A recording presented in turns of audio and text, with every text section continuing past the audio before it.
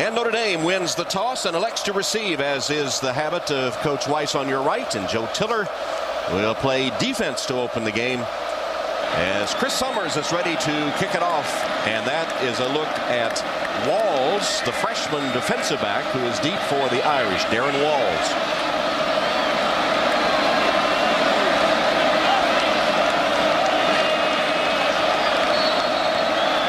And ready to go.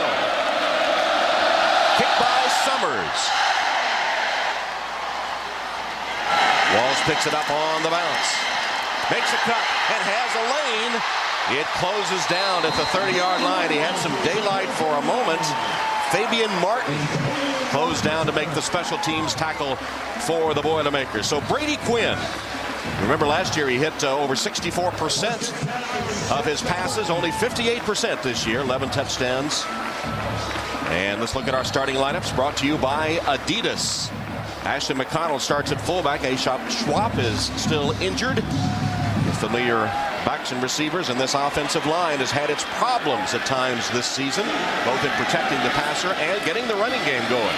Speaking of the running game, here's Darius Walker. I think you're going to be seeing a lot of that today, Tom. Darius Walker on first down. Anthony Spencer, the first to hit Walker. As we look at our Adidas starting lineups for the Boilermaker defense. Keep your eye on Anthony Spencer. He's the Big Ten Defensive Player of the Week. 10 tackles, 2 sacks, a forced fumble, and a fumble recovery against Minnesota. Kegler, Bick, the leading tackler, and Averill are the linebackers.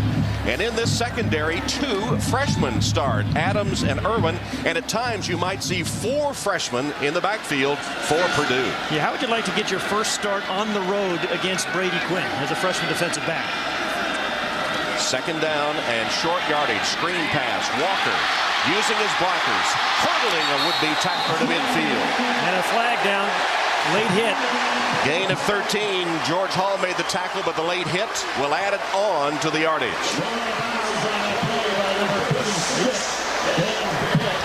The referee today, Todd Gerlings. This is a Big Ten crew. You know, Tom, last year,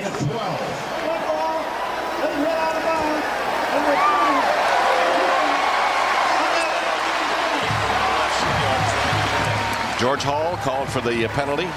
You know, they'll take another look at this screen. Little screen pass to his left. Actually, he's had 2 of these intercepted this year. Little screen passes to the left, but well set up by the Irish. A year ago, they were you saw the late hit, easy call. A very good screen team. This year, not nearly as good on the screen plays.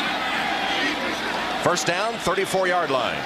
Irish have sputtered on opening drives most of the season. This one's going well so far with Walker playing the starring role. He's touched the ball on every play so far. You're right in opening drives. I mean, you know, look at in 2005, they had 8 touchdowns on their opening drive in 12 games. This year, they have not scored a touchdown on their opening drive, and that's distressing to that man, the head coach and the play caller, Charlie Weiss. He loves to take the ball if he wins the toss, score on that opening drive, and put your team in a bind immediately, but they've not been able to do it this year. 2nd and 5 for the Irish. Big cushion there for Jeff Samardzija. Now they take it away. And it's Walker again. Didn't get much that time, only a couple of yards by the Boilermakers, as George Hall, a 5th-year senior from Groton, Connecticut, gets credit for the tackle. Brock Spratt's the defensive coordinator. He thinks, he's got a young team. He likes them, but boy, there's 117 teams in Division 1A. And in passing, they rank 115th. So he says they're young, they're getting better, but they have their hands filled today with Brady Quinn and those talented and big wide receivers. 3rd down for the Irish. They've been anemic in 3rd down conversions all season long. 27% they've converted. Walker again. The first down and more, makes a nice cutback, wrestled down at about the 13-yard line by Keith Smith. It's a gain of 14 yards. Now, 2 of the things that Charlie Weiss said to us yesterday, we have got to run the ball better. We've got to they practice 1st and 2nd down much more thoroughly this week, emphasizing the run and short passes and some play action passes. And you know, Tom, we were talking to Ryan Harris, the left tackle for Notre Dame, just yesterday. He said, as an offensive lineman, you love to start the game like this. It sets the real tempo of the game if you can establish the run early. And he said, our goal is to get Darius Walker 100 yards. He said it makes a physical statement if you can start the game with the run, pounding the opposing defense. Here's Walker again. He's touched the ball every play of this opening drive. Well, this is an area where the Irish have been awfully good in that red zone this year. You see 13 possessions. How about 10 touchdowns of those 13 possessions? And they have and no turnovers. They really have been. They've struggled in other areas of the field, and they've gotten behind very early in the games in the first quarter. But down here in the red zone, they have been incredibly efficient. And it helps when you have big old Jeff Samardzija. I tell you, a guy that has always been a factor down here. And Coach Weiss says the key is scoring touchdowns. They're not settling for just scoring. Fake to Walker and hand it to Anastasio for the touchdown. Excuse me, for West. George West, who just came in. George West, the freshman from Spencer, Oklahoma, on the end around. And Tom, this time it was an opening drive for the touchdown. Really efficient, a lot of Darius Walker. One screen pass and then the reverse in the for the touchdown. Good block by Ryan Harris on the left side. And George West scores his first touchdown as an Irish player, as they faked it to Walker, who had rushed for 5 rushes and caught a pass. They fake it to him and get the end around for the score. Extra point good by Joya. Like a well-planned wedding. Carries and 1 reception. He had a part in 59 of the 70 yards, and then the finish by George West. Here's Burkhardt into kick off for Notre Dame, and we expect this is the freshman kicker. We expect him to try to sky it, Ryan Burkhardt, to keep it away from the dangerous returners of Purdue, including Dorian Bryant, who had a tremendous game last year against Notre Dame, both receiving and returning. So Bryant and Sheets are deep. Burkhardt, well, he didn't sky it, did he? He kicked it right to Bryant, a line drive. Dorian Bryant spinning to the 30-yard line. Yeah, that guy's instant field position, Dorian Bryant. Lambert makes the tackle, the hero of last week's game, and Curtis Painter will take the field now, the junior from Vincennes, Indiana, hitting 64% of his passes, 8 touchdowns, 5 interceptions. He guided the Boilermakers to 3 wins to close last season and 4 to start this one. Corey Sheets leads the nation in scoring, 15 points a game. And Bryant, the very dangerous receiver, so is the tight end Dustin Keller. A very experienced and big offensive line, the Great Wall they call themselves. That's our Adidas Purdue offensive starting lineups. Play action fake, and Painter rolls to his right. Delivers. And Dustin Keller stopped after a short gain for the Boilermakers. And our Adidas starting lineups for the Notre Dame defense. Abby Amiri, Laws, Landry, and Fromm up front. Travis Thomas is out, replaced by Joe Brockington today. Thomas injured on the last play of the game in East Lansing. And Walls gets the start. Ambrose Wooden still hobbled by injury. Yeah, Darren Walls actually started last week against Michigan State, played pretty doggone well as a corner. Purdue spread offense. Painter sends Bryant in motion, hands off to Sheets. Corey Sheets stopped for a no gain or maybe a yard. Brockington and Laws combine on the hits.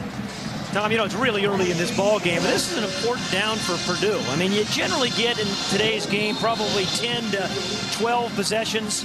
We've seen the Irish capability of being able to score points early and something late last week. I think you're going to have to match them. I mean, I think they're going to have to be incredibly efficient and I think score at least a field goal on virtually every drive to keep pace. 3rd and long.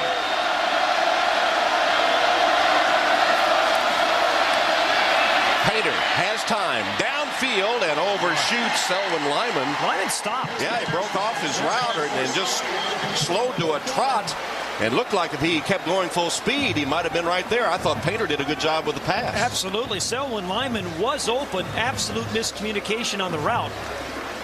But he looks like he certainly, if he didn't stop, he certainly slowed down. so the first punt of the game, Jared Armstrong, the Purdue punter, averaging 43.9 a punt. And there's a really good punt returner, Tom Zibikowski. Beautiful punt. High, sailing, bounces into the end zone. Well, the net won't be so good for Armstrong, but he had it bounce. It just took a Notre Dame bounce. It's a 69-yard punt, which nets 49 on the touchback. Irish getting first quarter, and Charlie Weiss sends his offense back out onto the field. They did establish the run as he said he wanted to do today. Yeah, yes, a 6 runs, 1 pass in that ratio on that drive. And you know, the last 2 games they've gotten way out of whack in the run-to-pass ratio. The score's kind of dictated. Remember they were outscored, they got behind. 44-10 in the first quarter. Darius Walker touching the ball all but once on that 7-play drive.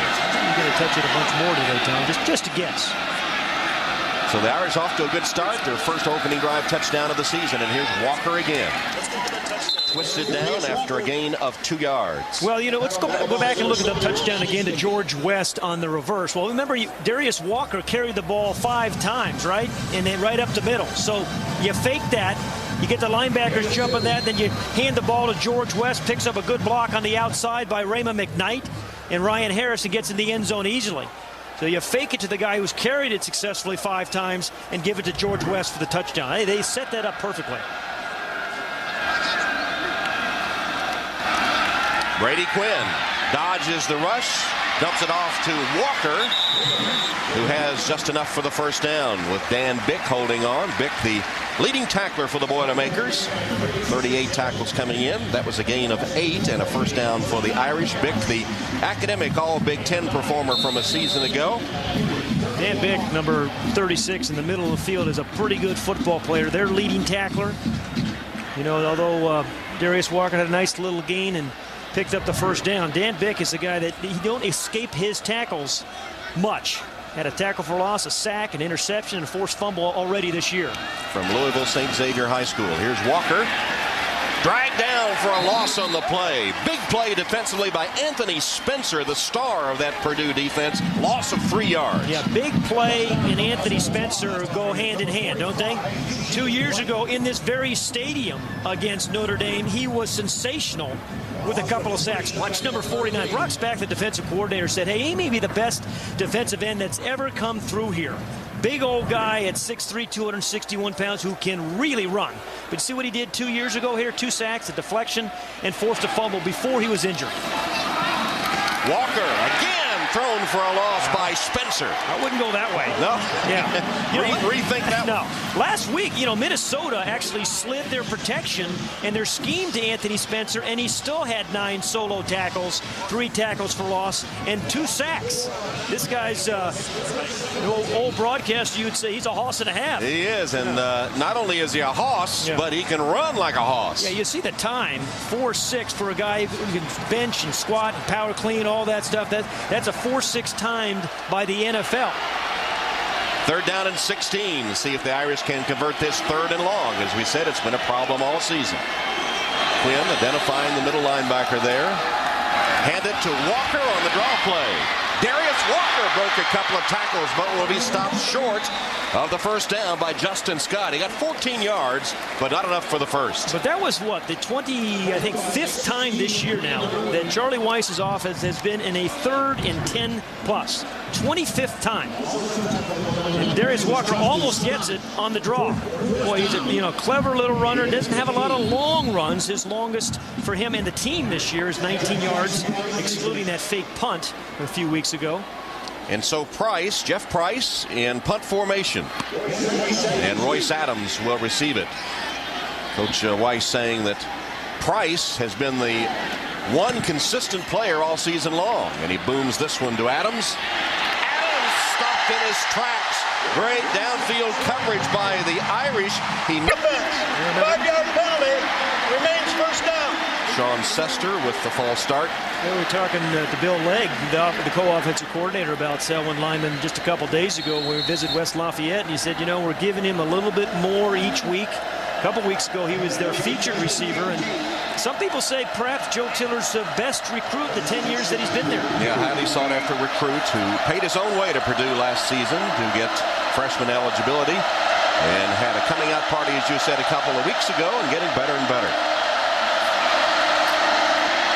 Corey Sheets with a nice run for the Boilermakers. Got back the penalty and a little more. Corey Sheets is another one of these really talented offensive players that Purdue has. 8 rushing touchdowns, and he's a good receiver too. He's caught 2 running touchdowns. See him protecting the football. Seeing that Ndukwe kind of stripped Stanton last week of that of the ball. I think they're really going to try to protect it as they get hit by this Irish defenders. But he is a good all-around back. Got 9 yards on that one.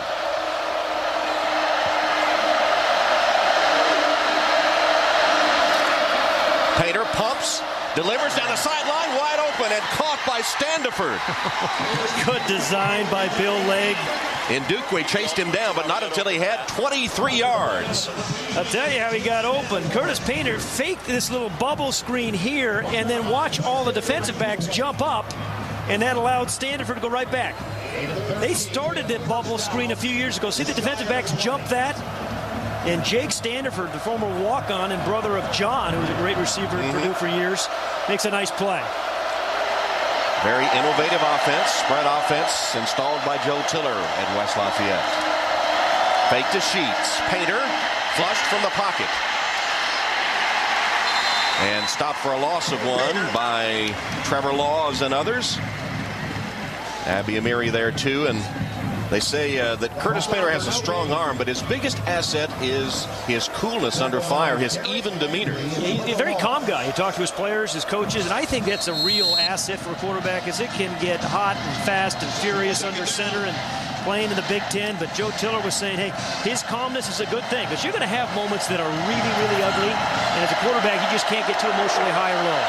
2nd and 11. Sheets in motion, empty backfield. Slant drilled, complete to Bryant. Dorian Bryant hangs on for a gain of 13. Dorian Bryant is a tough guy to cover. Place their slot receiver is like a leaf in the wind. Has that kind of quickness. Good throw there by Curtis Painter. Virtually every play is in shotgun formation by Curtis Painter. So he has a good view downfield and can find Dorian Bryant. They have a route where they just call win, and it's W-I-N. Dorian Bryant just beats your guy anywhere. Bryant leads the Big Ten with right at 7 receptions a game, the number he had last year to lead the conference. Pitch it on the option to Sheets, who walks in for the touchdown. His 11th of the year. He leads the nation in scoring, tied for the lead in scoring, averaging 15 points a game. Corey Sheets on a beautiful drive by the Boilermakers. Absolutely efficient drive, good running, power running by Corey Sheets, some good pass plays by Curtis Painter. Got it started by the long play to Lyman. So good mix and great execution. Bill Legg, the offensive coordinator, good calls, and he got it done on that drive. Well done. Chris Summers will attempt the extra point. He's 19 of 20 this season and boots it up and through. Good mix of plays there. Yeah, it was. 6 plays, Pat, covering 86 yards to tie the game 7-7.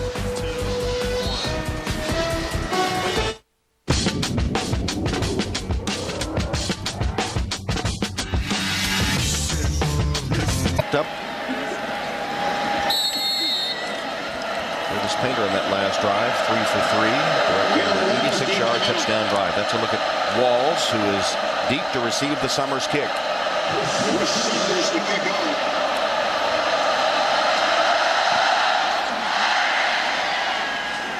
Short kick taken at about the 6-yard line by Walls. The string tackle tripped him up as he falls forward. And let's check in now with sideline reporter Lewis Johnson. Lewis? All right, Tom, thanks a lot. Well, before the game, I talked with Purdue head coach Joe Tiller and asked him what did he want to establish early here in the hostile territory of Notre Dame Stadium. He said, really, Lewis, I just want to try and find a little rhythm on offense and defense. Things not looking so good the first 2 series, but now much better. And as you look up overhead, Tom, you'll see the threatening clouds hanging over the stadium. There's a weather front that's moving in from central Wisconsin, crossing the lake, expected to get here about halftime. Maybe only see about 1/10 of an inch of rain. And so we'll watch that as the game develops. Tom? All right, here's Brady Quinn tossing and caught by Samardzija. Makes a nice yard after the catch. That's what the Purdue coaches told us they had to eliminate, yards after catch. That one 18 yards. Yeah, well, Brock Spack, the defensive coordinator, said, hey, you know, they're going to throw it and they're going to catch it, but we have to tackle these big receivers right when they catch it. And they gained, what, 7-8 yards after the catch? Maybe even more than that, Tom. Yeah, more than that, I think, as Samardzija finally wrestled down by Brandon Irwin. Jeff Samardzija is almost 200 pounds. There's Brock Spack, all Big Ten linebacker. We said we got to tackle those guys after they catch it and then survive Notre Dame's deep shot because they're going to take 5 to 7 shots down the field. Irish first down just across their 40. It's a 7-7 game. Walker cut back and tackled after a short gain. Set up a second down and about 8 yards to go as you look at that yellow line. Our 1st and 10 line brought to you by Xerox.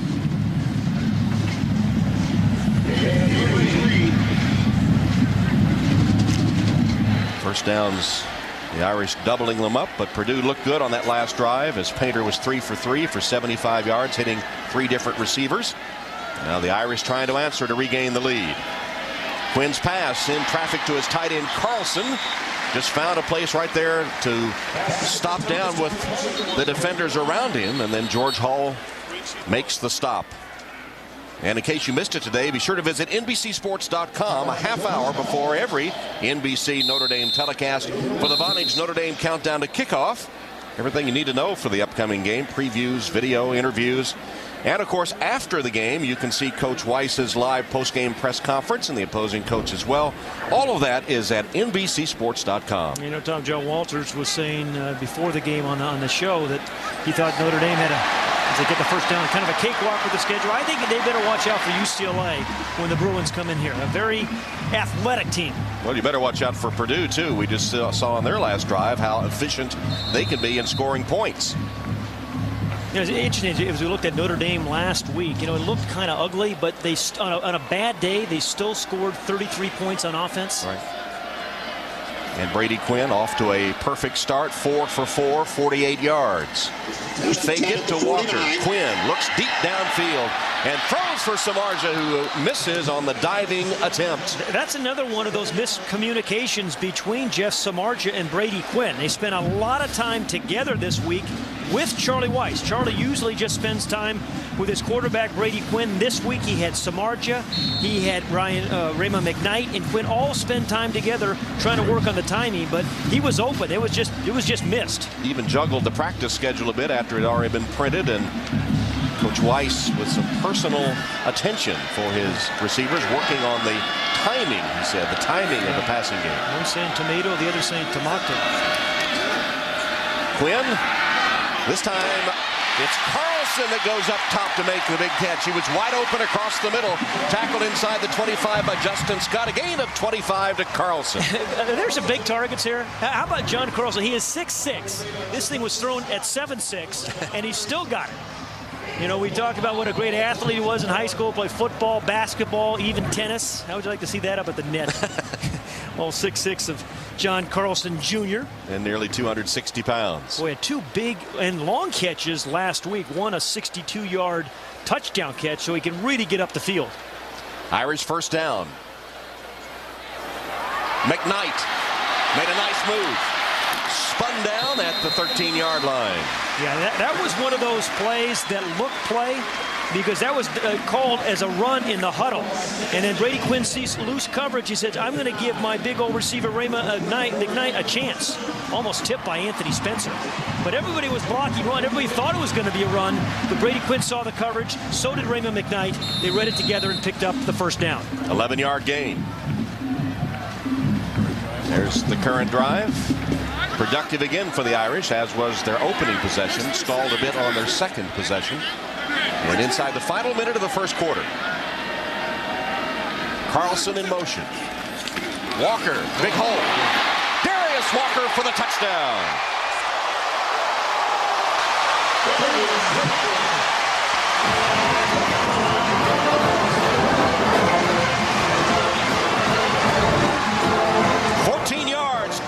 Walker through a huge hole opened by that offensive line. Yeah, Ryan Harris, Dan Santucci, the left guard. Watch it over here. Big hole right in there. And then that good cut by Darius Walker. Good eyes, good vision, but really led the way by Ryan Harris's block and Dan Santucci. Carl Gioia for the extra point. And it's good. Start the second quarter at Notre Dame Stadium with the Irish leading the Boilermakers 14-7. Today's game brought to you by Comcast. First play of the second quarter will be Purdue with a 2nd and 7.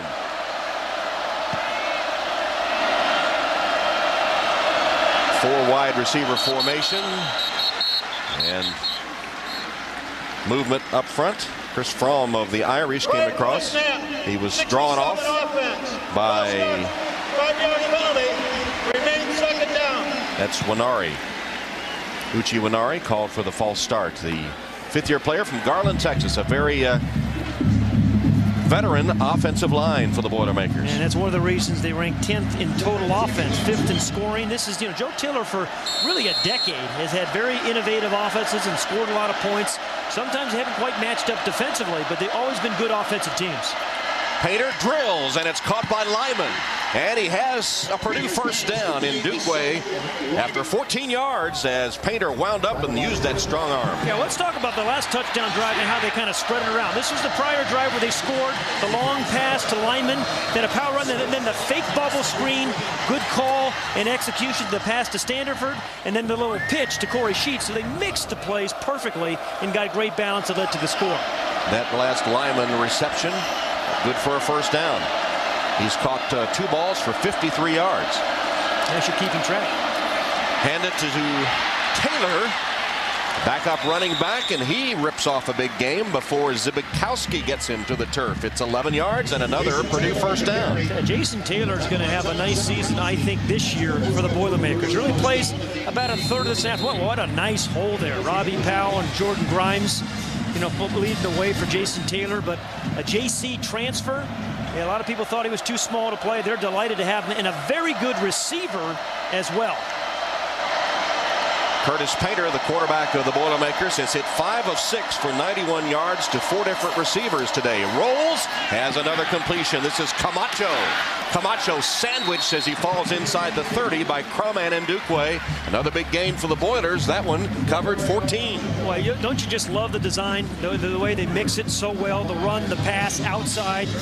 They inside, when you have that good inside running game, which they've demonstrated so far today, it allows these little fakes, and then the fullback coming out in the flat Camacho, and he was wide open. So good design and great execution. 6 of 7, both sides of the field. Brady Quinn and Curtis Painter. Efficient quarterback play today. Hand the ball off, that time to Taylor. Stacked up. Gain of a couple of yards. Crum and Ndukwe. One of the things the coaches like so much about Jason Taylor is, not a lot of wasted motion. He's kind of a one-cut and go guy. And as we've watched tape of him, every time he gets tackled, he's always seeming to fall forward. He gets stopped. He's always picking up, a yard, yard and a half, 2 yards after that contact. 2nd and long for the Boilermakers. Painter under pressure, hit as he delivers. And it's incomplete. A couple of tough hits that time. Taylor was the intended receiver, and Abby Amiri was bearing down on Painter, hit him just as he delivered the ball. Yeah, you got Abby Amiri here, and you also have number 18 in Dukeway coming in the right side, to his right.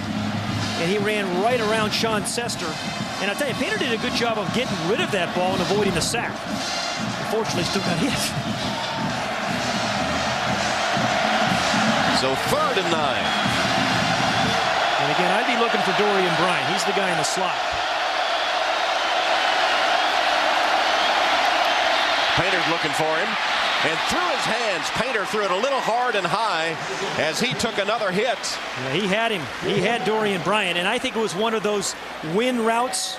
He just said, hey, beat whatever coverage you have. And Victor Abiamari, for the 2nd straight play, gets upfield very, very quickly and beats Sean Sester. So a field goal attempt upcoming on 4th down for the Boilermakers. Summers has hit 5 of 6 field goals. His long 43 yards. Pretty good story. He was a walk-on who just kind of showed up this past July and earned the job. Scheduled to go on scholarship in January. That's a 44-yard attempt, which is no good. Wide to the right. That would have been his longest of the season. It goes wide right, and the score remains Notre Dame 14 and Purdue 7. Leading 14-7 as they take over the football. How about at their own 27. Excuse me, run to pass ratio 12-7. That's the kind of, if Charlie Weiss could, he'd run it 40 times a game. And the reason is that play calling, they're averaging 6 yards on first down. They emptied the backfield there and get the pass to John Carlson. Well, last week was a miracle comeback by the Fighting Irish. At East Lansing, Jeff Samardzija makes the big play. And in fact, all the stars, McKnight, Quinn with 5 touchdown passes, and Lambert with a game-winning interception as the Irish score 19 in the 4th quarter to beat Michigan State. You know, you forget how horrible the weather was, too. Down by 16 with about 9 minutes left. Darius Walker plowing ahead for a first down. Yeah, so they're averaging 6 yards on first down. So you're not seeing really that 3rd and long that every coach and every play caller hates. And much, better rhythm. They were terribly outscored before in the first quarter before today. So they're kind of on plan, in sequence today, much unlike the last 2 weeks.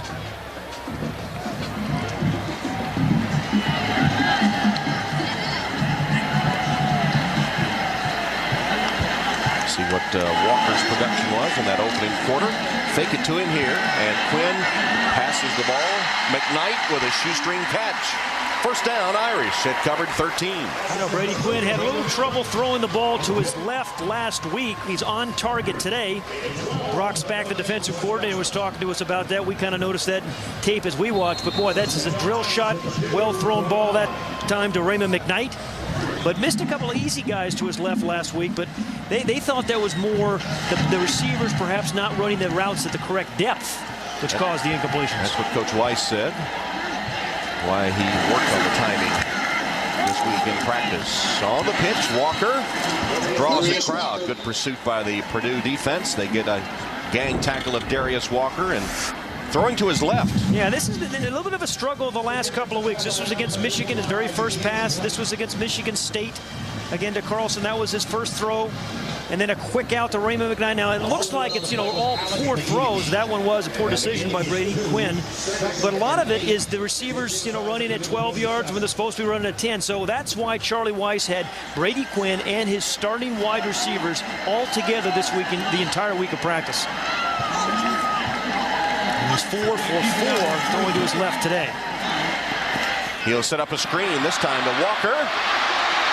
2 Purdue defenders ran into each other, and Walker has a first down. Spencer finally tracked him down after a 12-yard jaunt by Darius Walker, who's been the featured offensive player today. Sometimes his contributions are overlooked, but a very good receiver, durable runner. And this is what we saw so much of last year, running on first down or play action, but getting in that 2nd and 5 where your whole playbook's available, and it's a pretty extensive playbook for Coach Weiss. But using Darius Walker on the screen as well.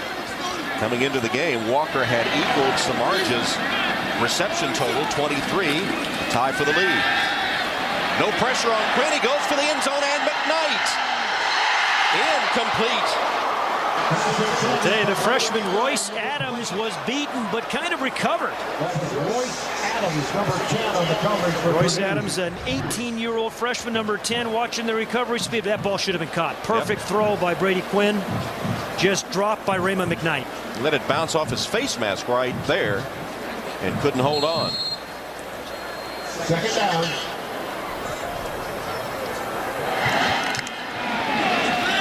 So 2nd and 10 for Weiss, the play caller of the Irish.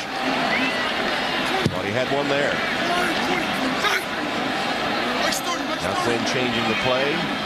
The play clock down to 5, so he had plenty of time. Walker, nice cut, using his blockers well. And close to another first down for the Irish. And close to 100 yards for Darius Walker. Remember talking to Ryan Harris yesterday, the left tackle, saying, hey, that's one of our benchmarks. Can we get Darius Walker 100 yards? Good block here, as we just talking about, by Ryan Harris. Very patient run. See, his eyes and his head are always up and looking for the next cut, the next opportunity. It's probably as patient a runner as we've seen. And then good footwork at the end.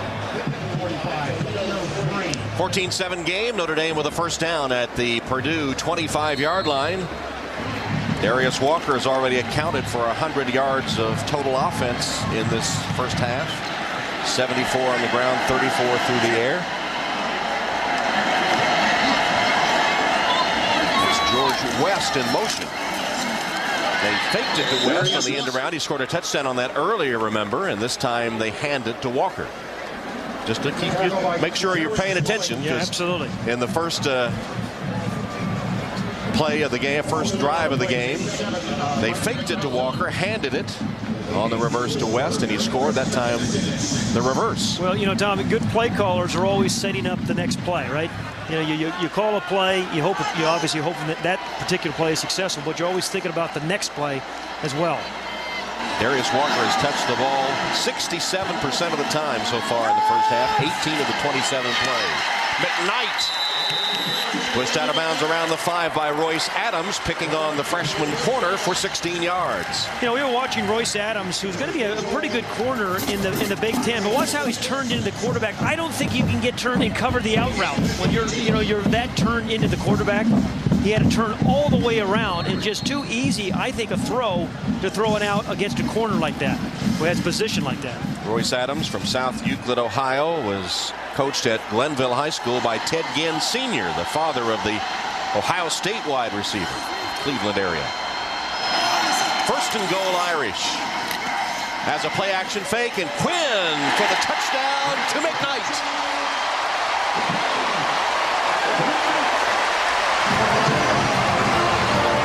Well, Raymond McKnight dropped one earlier. He got his paws on this one. Watch this little smash route, they call it. The inside and then back out. Beats Vincent easily. Big-bodied Raymond McKnight.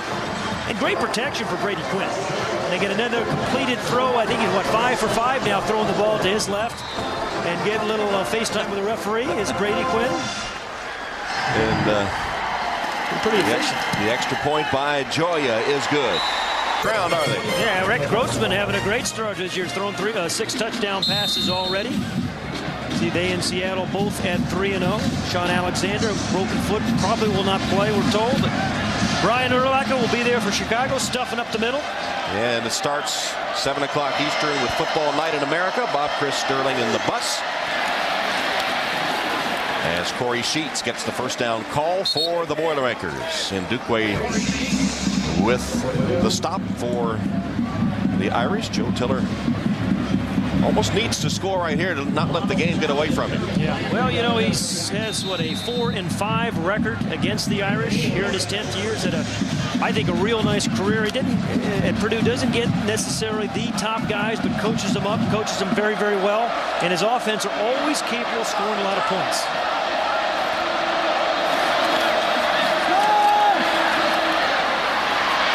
The ball to Keller, his tight end, who's been held in relative check today by the Irish defense. He's a very valuable weapon for the Boilers. Takes it for a first down with a 7-yard reception. You are absolutely right. Dustin Keller has just been amazing. The first 4 games this year, he's averaged 20 yards a catch. I mean, he's had 3 catches over 50 yards. Just a big athletic guy. You know, in high school, he was a great high jumper. Went 6'10". In high school, he's a high jumper. He is a threat down the field. Converted wide receiver, and he looks like one when he catches the football. Painter changing the play. And here's Abiyamiri here, who's been giving him some trouble in the pass rush. Blitz comes, picked up, and it's Lyman with the reception and breaking a tackle to the 35-yard line.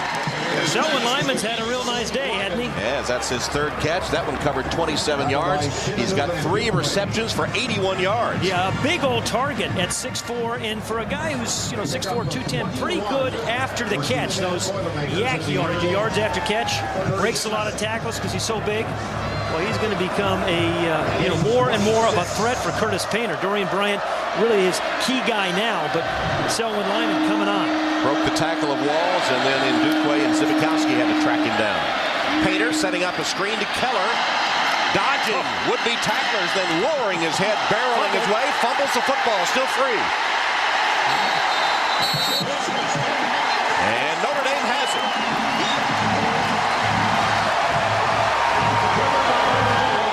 Dustin Keller had it, a nice little run going. It was Terrell Lambert. It was Lambert indeed. Yeah, Lambert ripped it free. The guy who had the 2 interceptions last week. Good tackle by Terrell Lambert. Pops the ball out. And then, I think it's Lambert, number 20, who gets the recovery. So 2 interceptions a week ago, a fumble recovery today. First turnover of the game goes the way of the Irish. Already up 21-7. Wouldn't it be great to hear exactly Yard line. The right tackle, Paul Duncan, is in now for the 2nd straight series, spelling the freshman Sam Young. Yeah, he plays about 1/3. Sam Young plays 2/3 of the game. Quinn, play action fake. Shoots it downfield and caught on one knee by Chase Anastasio for a gain of 15, his first catch of the season. Now I think he's 7 of 8 throwing to his left, Brady Quinn. So a good drill route. Again, another out cut against a corner facing in. See how difficult it is for that corner to get turned and cover that out, Tom? It's just really difficult to get turned and cover that out. They've caught at least 2 of those, maybe 3.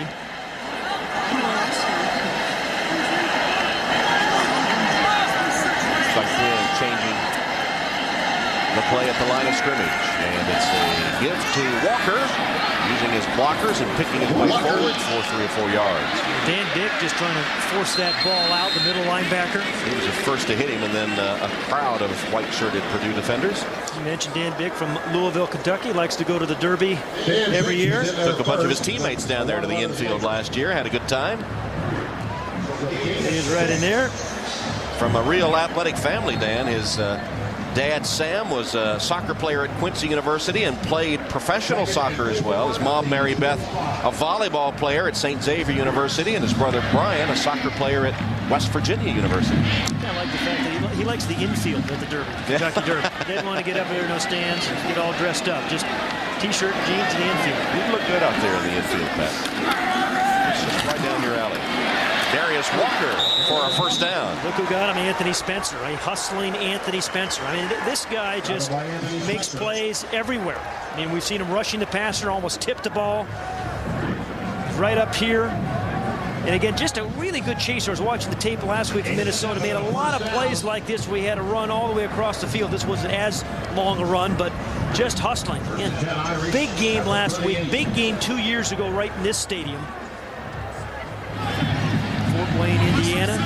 5 sacks on the year. Walker now has gained 91 yards on 17 carries, getting a touchdown.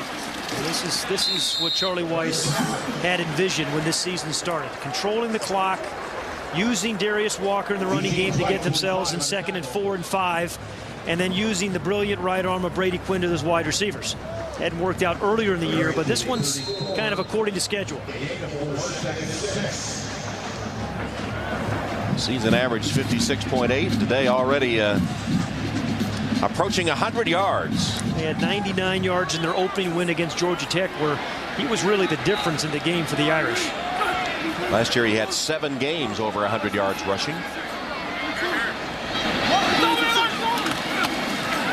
Fake to Walker. Quinn with plenty of time, and there's Walker on the crossing route, covered by a linebacker, Kegler. Makes the reception and then hauled down. It's the 4th catch of the day for Darius Walker, the 27th on the year. Remember, he set a record last year for receptions by an Irish running back. I think it was 43. And there were those 700-yard rushing games a season ago. Doing it all today, running game and passing game. I think he didn't get enough credit. We talked about Brady Quinn and Samardzija and Raymond McKnight, those guys. And he has become an all-around player, even in pass protection, which was a weak point for him his freshman year. He used to come out in passing situations. On the slant, good hands by McKnight to hold on despite the hit from Vincent. Yeah, pretty good coverage by Terrell Vincent, number 34, but again, that screened, using his body as a big screen. Slant to his left, really throwing the ball well to his left today. That was actually a little bit behind nice Raymond catch. McKnight. Nice catch by McKnight to go behind him to catch it. And then Terrell Vincent just couldn't see him. He's 5'9", 175 pounds, just couldn't find the ball. Irish first down at the Boiler 25. For the end zone, McKnight.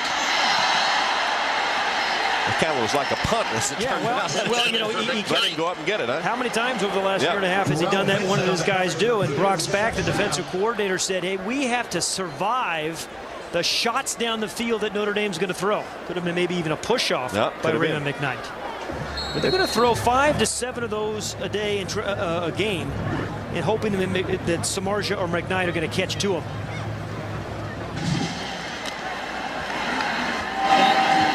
When facing a second down, 3 times they've gone deep. But you know what? They don't get discouraged. They'll keep chucking it down the field. Well, it makes you think about it and defend it. This time, McKnight breaks it off underneath. Has it in front of Vincent. And that's a nice combo, right? You run the go route, you come right back to the out route, which they've had trouble covering. Now that's now the 4th out they've caught. 12 yards on that one. So the sequence, look at the protection that Brady Quinn is getting. Just no one even close to Brady Quinn on that throw. 18 first downs now by the Irish. Dan Santucci, the left guard, doing well, protecting his quarterback. First down carry by Walker. Darius met head-on and taken down by Kegler. We're just talking about Dan Santucci. That time he kind of pulled around. The former play, he protects his quarterback. This time he leads the way for Darius Walker. Big old number 50. We were talking to him last year, and he said, gosh, I just love it when we run the ball. Remember he was talking to us about his mother, Sue. He says, you know, she talks up there in the stands. I didn't really pay attention much, but you always know that I'm supposed to protect the quarterback. If she sees Brady Quinn go down, she gets upset. Dan from Chicago, he'll be watching that Bears game tomorrow night. He's a Bears fan. As Darius Walker, now 19 carries, 100 yards rushing. Trying to add to it here. And didn't get much. I tell you, the Irish have not faced many 3rd downs today, but this is a big 3rd down for the Purdue defense. 2 minutes left here in this first half. Down by 14, they need to stop. Alex McGee stacking up the middle of the line of scrimmage that last time to stop Walker. I think Brady's going to let the clock run down and use one of their 2 remaining timeouts. Play clock is down to 7.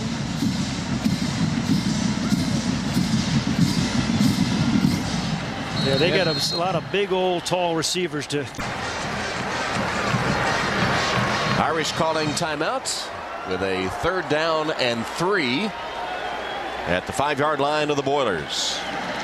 I've always thought this would be an area of the field where John Carlson would be such a featured guy. Hasn't really been thus far this year, but your 6'6" tight end is such a big target over the middle of the field.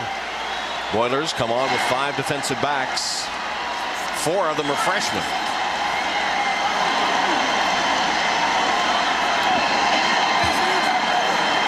Quinn changing the play and Carlson resetting.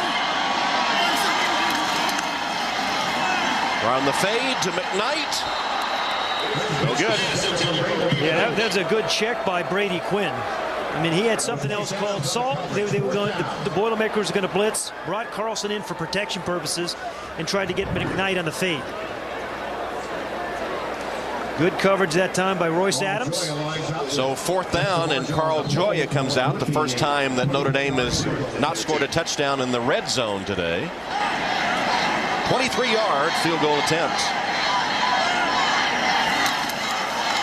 And it's a fake. Samardzija for the touchdown. Well, yesterday when we were talking to Charlie Weiss, wouldn't tell us the exact play, but he said, you know, I've got something planned. If I see it, I'm going to call it. Pat, his special teams coach on the back. And Jeff Samardzija, I mean, you talk about a well-designed play. Brian Polian, who's a special teams coach, has had 2 big calls or plays designed this year. One was a fake punt. This is a fake field goal. Big block by Carlson, yeah. And an easy touchdown by Samardzija.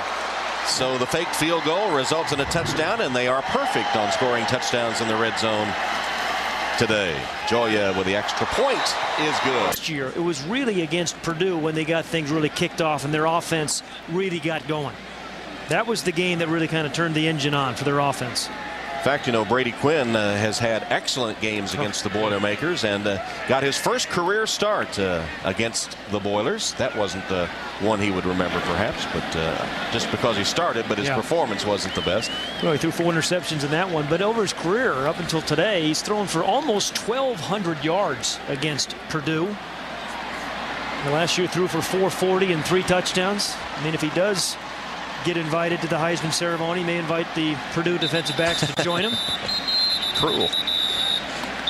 Well, he's facing a lot of freshmen today, and they've been taking advantage of it. Well, it's been the mix, too. They've run the ball so well. So here's a real opportunity for Curtis Painter. This is his 10th start. Minute 11 left. He still has 2 timeouts and some pretty good wide receivers. Irish get Anthony Bernaglia in at a linebacker spot. Remember, Travis Thomas not playing because of injury today. Stepping up in the pocket, Painter throws it away. Dorian Bryant only with 1 catch today.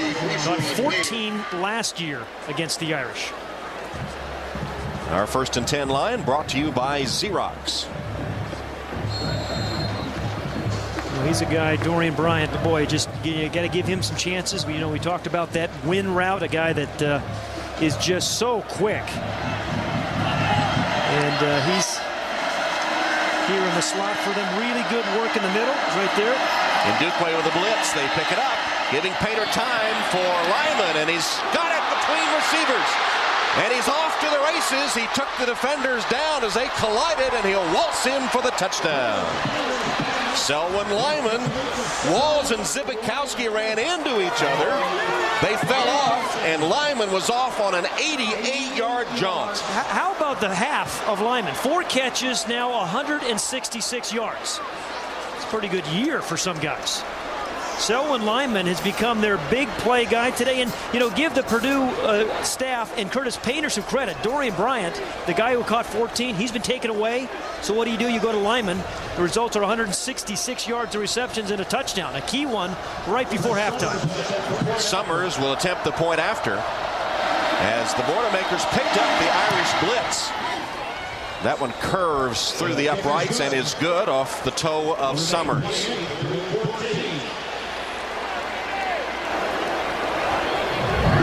We'll have another look. Here is Lyman, here is Bryant. And again, you're just going to see him run right down the field, and the 2 defenders kind of run right into each other. Yeah, if you look right now, these two Irish defenders kind of hit one another, allows Lyman not only catch it, but break away. So, we talked about Notre Dame giving their big receivers some chances down the field. That's what Curtis Painter is doing with Selwyn Lyman. So 88 yards on the Purdue score with just 50 seconds left in the half. And what a big game Lyman is having. And yards after first contact, how about 62? We talk about those kind of special yards. And we talked about the yak, yards after catch. 44 yards in the air, 44 yaks on that one. And some yucks on the sideline for the Boilermakers. Oh, that's good. That's good, Tom. Summers will kick off. Well, it'll be interesting to see how Charlie Weiss plays. 50 seconds remaining. Experienced quarterback and 1 timeout. Taken by West. He's got some.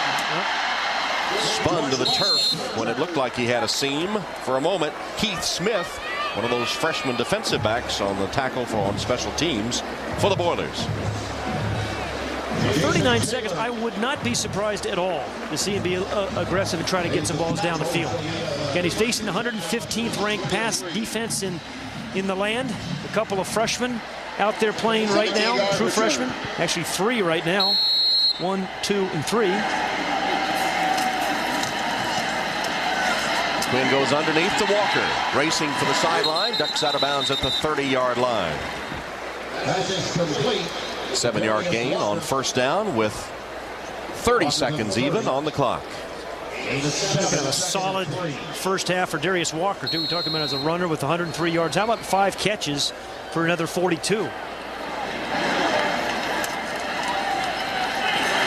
Quinn, same thing the other way, same direction as Walker. Goes out of bounds and then draws a flag for the late hit. That's 2 of them, right, against Purdue?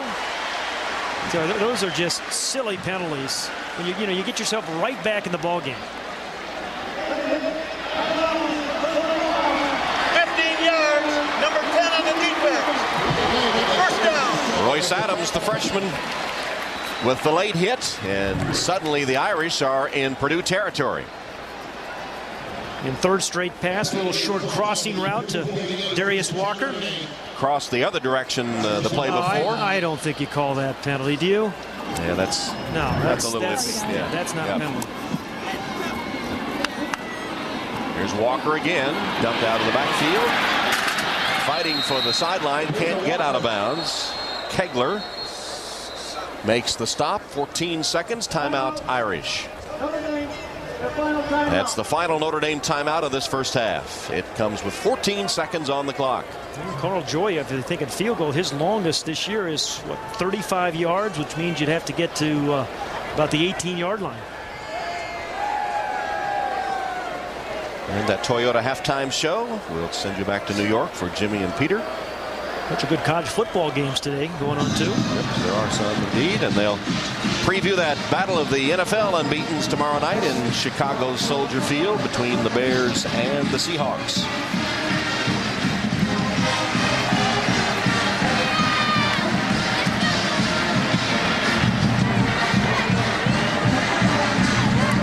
Brady Quinn has hit 18 of 22 in this first half. Darius Walker has been the featured performer both in receiving and in rushing. He's already over 100 yards in the first half and has 7 catches.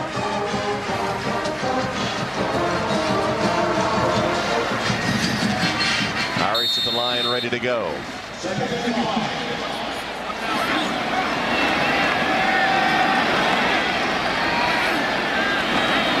Samardzija resets to the right.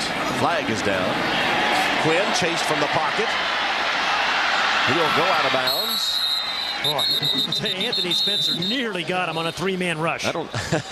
I'm not sure Brady knew he was back there. Boy, he is fast, Anthony Spencer. It's like a false start by the Irish, or maybe Samardzija wasn't set. All I know is they had a 3-man pass rush, did Purdue, and Anthony Spencer still got there and gave Brady Quinn all he could handle. Got a hold, too, against the Irish.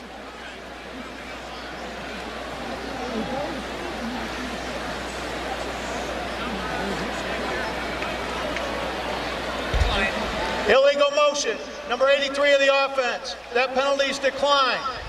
Holding, number 68, 10-yard penalty from the previous spot will be accepted. Second down. Well, I tell you, Anthony Spencer got held and still put the pressure on Brady Quinn up here. That's Harris that'll be called for the hold, yeah. And Samardzija didn't get set. He was. There's the hold. Absolutely, he got his money worth. But look at the catch-up speed, almost like a defensive back.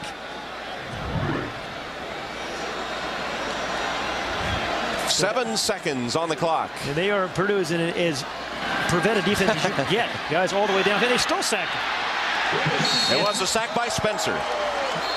Anthony Spencer had a heck of a first half. Well, that was a heck of a first half, too, though, by the Notre Dame offense. Their most first downs in a game this season was 22 against Penn State. Today, 22 in this first half.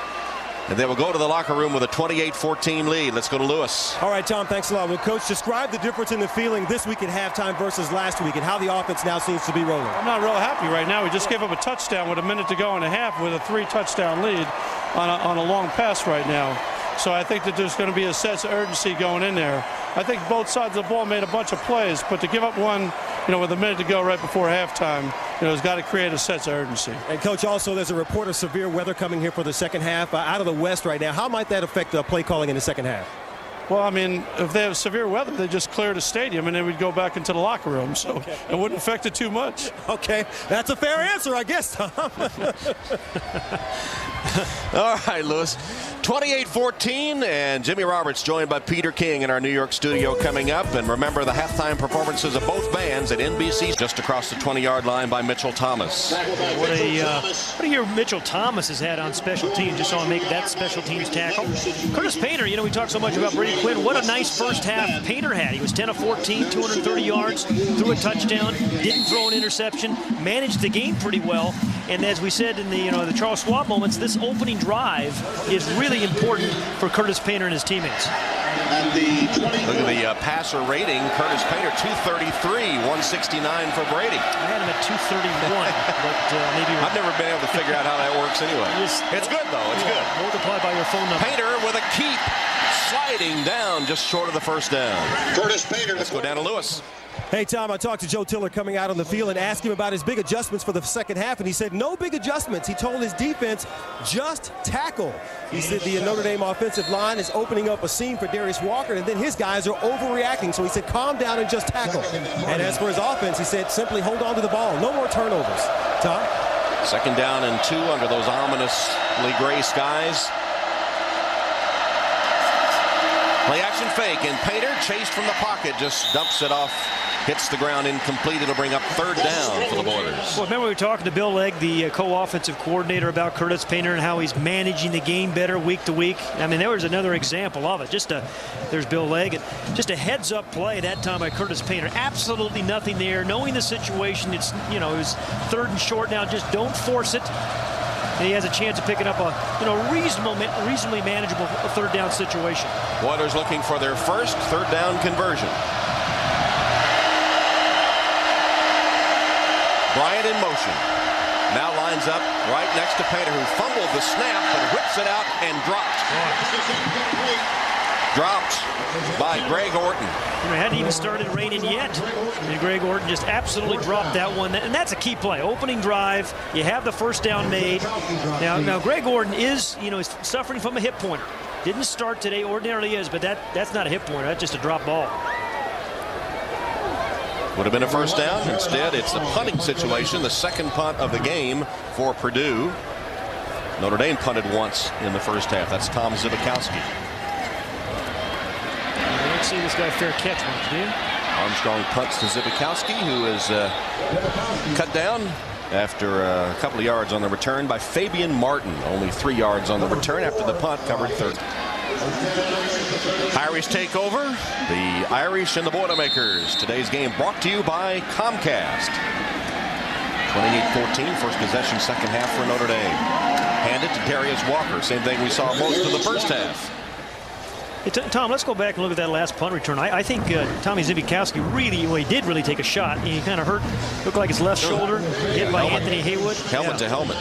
Kind of came up, and then Charlie Weiss is saying a late hit. Kind of came off. He was attended to by some trainers. A little later, he was going to tell his teammates, hey, I'm okay, no problem. Helmet to helmet hit. Well, the Irish put it in play. The offense back out there after their best first half of the season in most categories.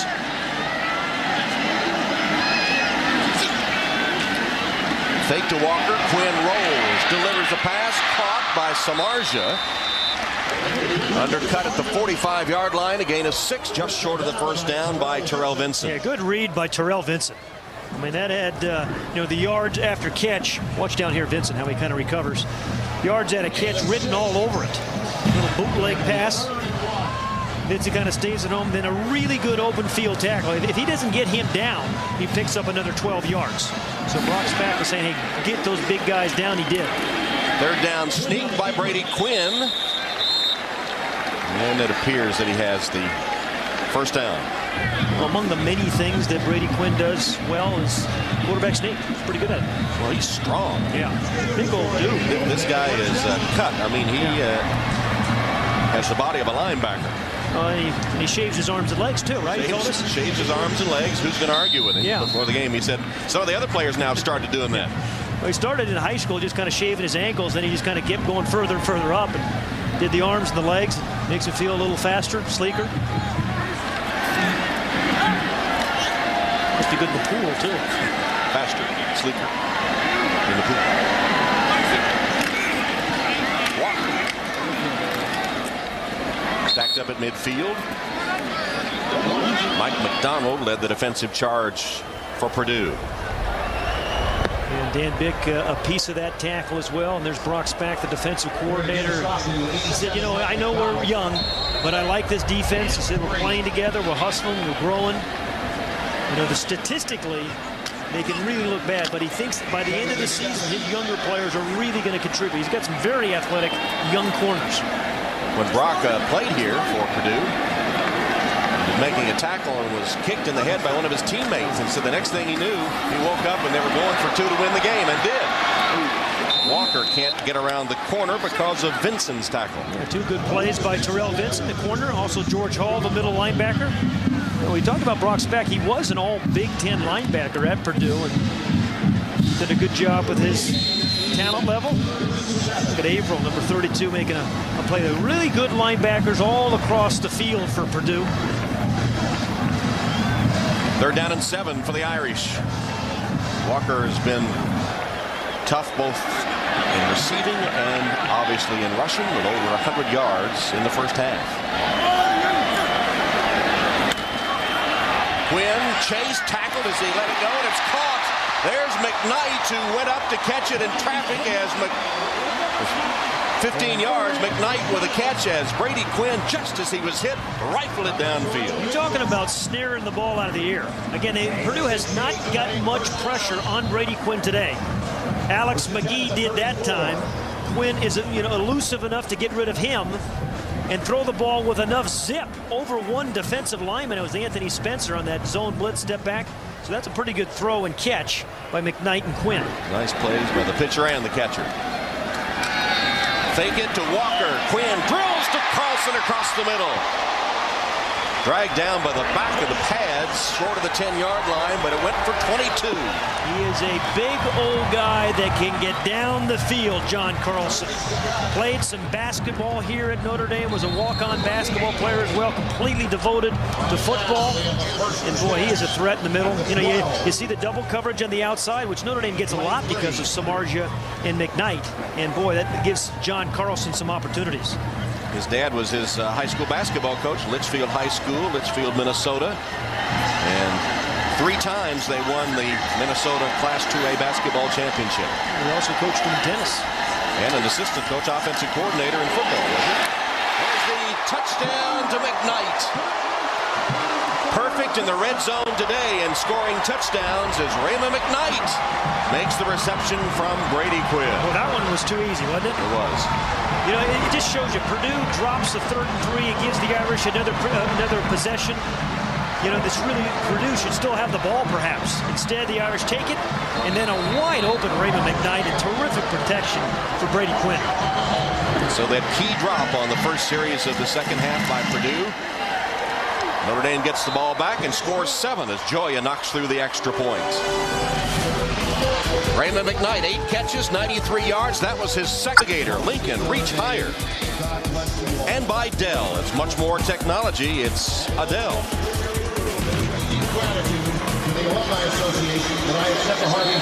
35-14, the Notre Dame lead as the Irish march down the field, and the push-ups. 35 of them now, still early in the 3rd. Raymond McKnight's second touchdown catch from number 10, Brady Quinn. And Ryan Burkhart has it teed up to kickoff. And Corey Sheets deep for the Boilers.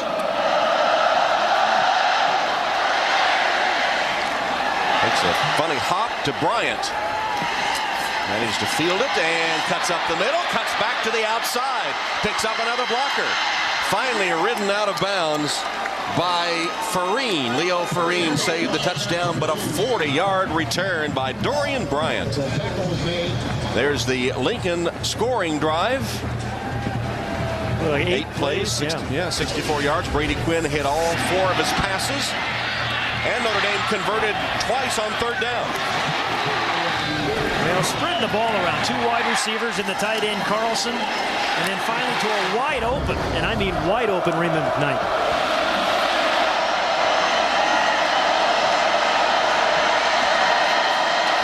Painter and the Purdue offense have some work to do now, and Painter scrambling out of the pocket and rambling for a first down.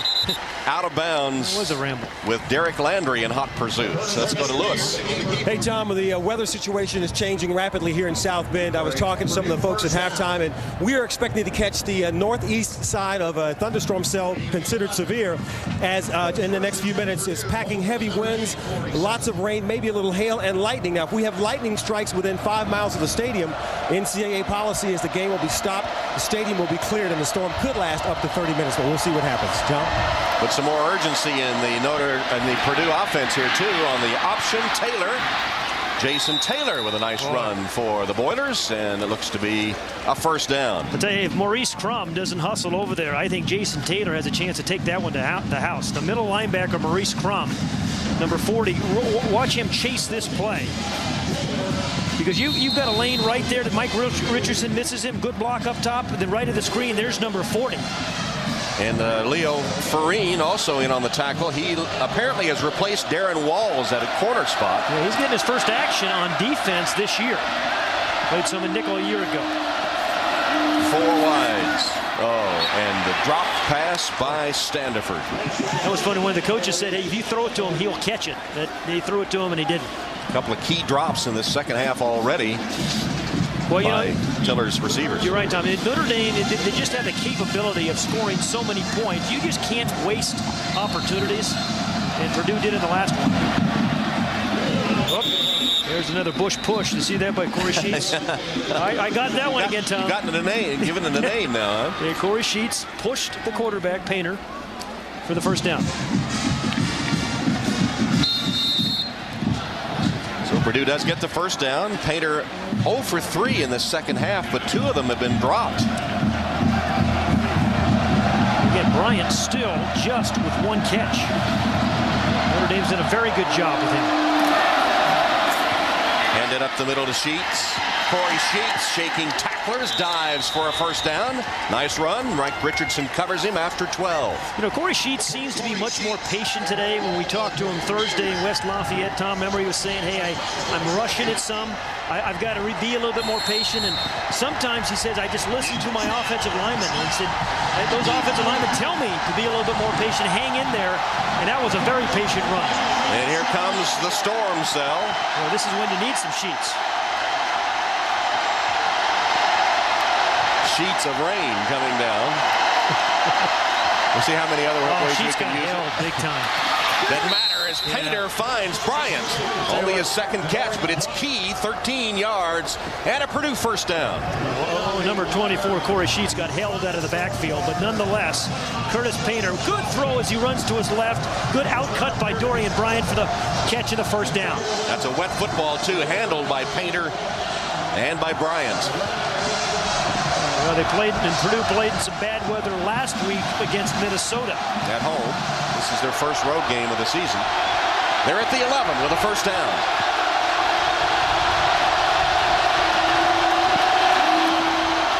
Curtis Painter under pressure finds the man, and then he loses the ball. It's incomplete. Dropped. An incomplete pass. Dropped by Dustin Keller, Tom. Normally the sure-handed Keller. That's a heck of a throw again by Curtis Painter. Hanging in, knew he was going to take a shot from Shenindum and Dukwe, the safety, number 18, coming right up the gut. He takes a shot, and then Keller just absolutely dropped him. Yeah, I think he had an eye on Chris Fromm, who was about to plant one on him, and the ball came free, incomplete, second down.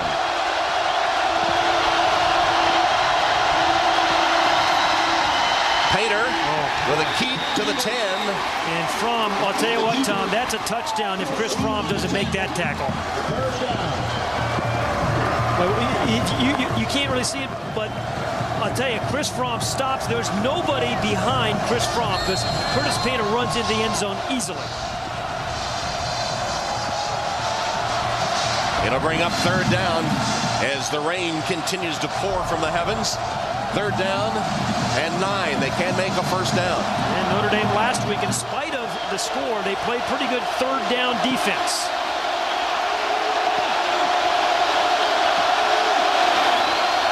Painter under pressure. Got rid of it and complete. Oh, Victor Abiamiri right in his face. No chance. Yeah, the offensive line has had a trouble with Victor Abiamiri today. Well, here he comes, just gets a quick start. Just a little bull rush. Twice he's run right by Sean Sester, the right tackle. So 4th down, and Joe Tiller is going to go for it, trailing 35-14.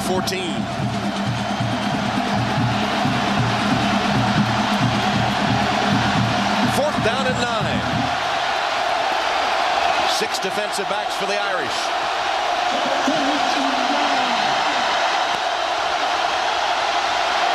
Painter lost for the end zone. Broken up, intended for Orton. No flags down. How about Terrell Lambert making another great play? Terrell Lambert defending for Notre Dame. Terrell Lambert was saying to us yesterday, his mother, Keatran, gave him all the confidence he ever needed to be a defensive corner. Dame Stadium, with the Irish taking over after holding Purdue on downs. And Quinn's first pass to McKnight.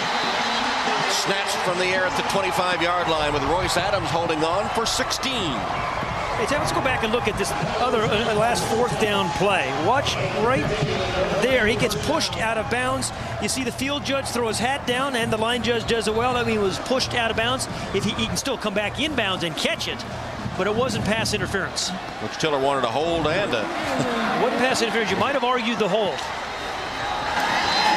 Ball has to be catchable, right? He's out of bounds. Carried him out of bounds. McKnight just caught his 9th pass. Here's Walker with the reception out of the backfield. Ducks out of bounds. And for Darius Walker. That's 8 catches now. Yeah. 5-yard gain on that one with Jared Zwilling chasing him out of bounds. Well, that scene of Charlie Weiss right there looks reminiscent of last week against MSU. The score's a little bit different. Depends on what point of the game you're talking about. The scores. Yeah, you're right. We were talking to Charlie yesterday about the rain because we expected it. Has as you might expect, what he calls wristband 2 with all the plays they run during rain.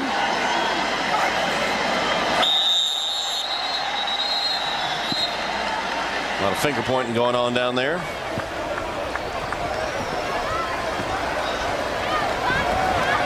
There's the wristband with the play calls. Offsides, contact, number 90, 5-yard penalty, 1st down. Ryan Baker made contact. Purdue called for the offside as Baker goes to the sideline. Junior from Indianapolis.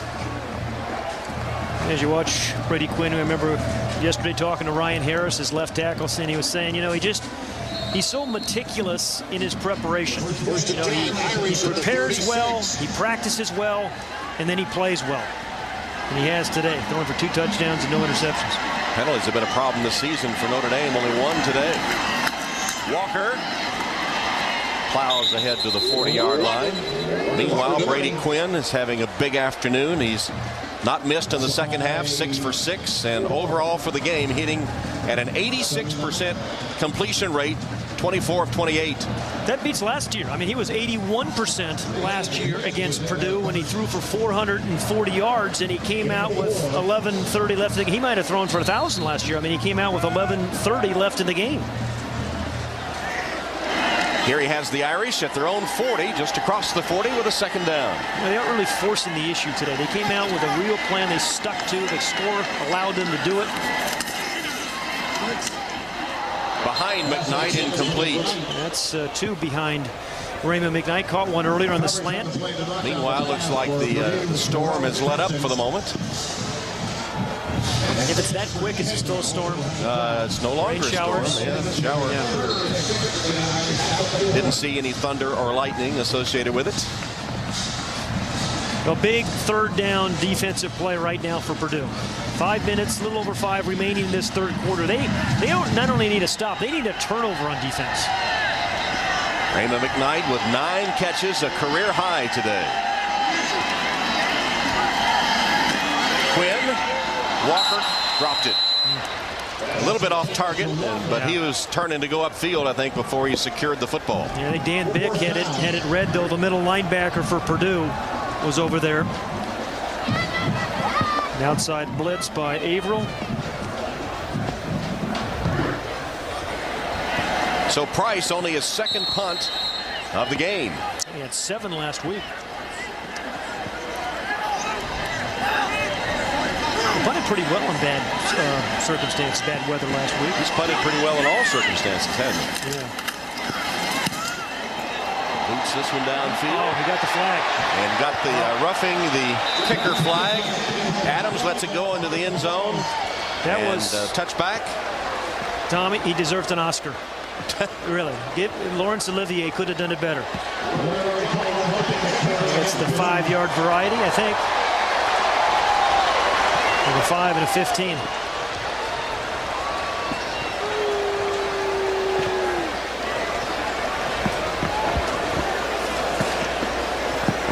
Jeff Price, averaging 48 yards a punt this year, has really been a difference maker in terms of field position for the Irish.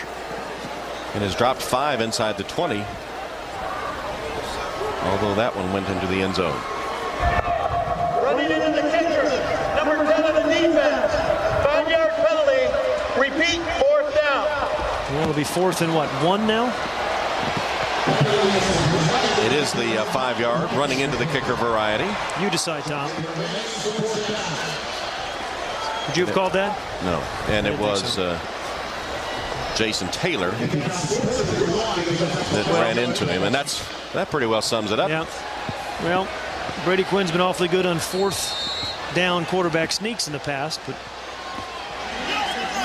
last week in this situation, they threw a long pass to John Carlson. And the rain has begun again in earnest.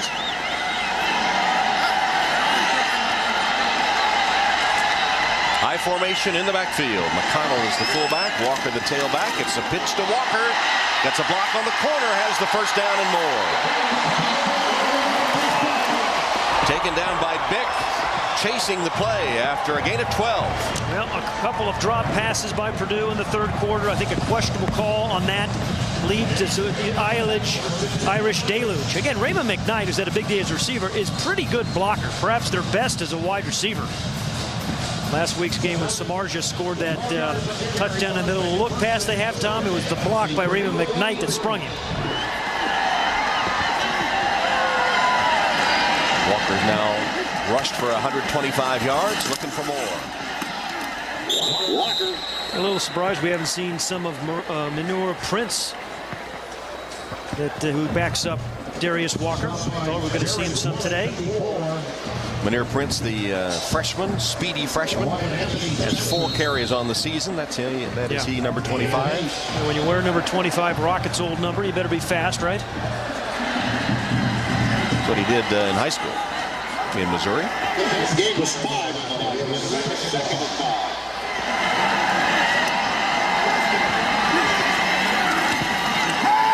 Quinn, after the play action fake, winds up and heaves downfield over the head of Jeff Samardzija.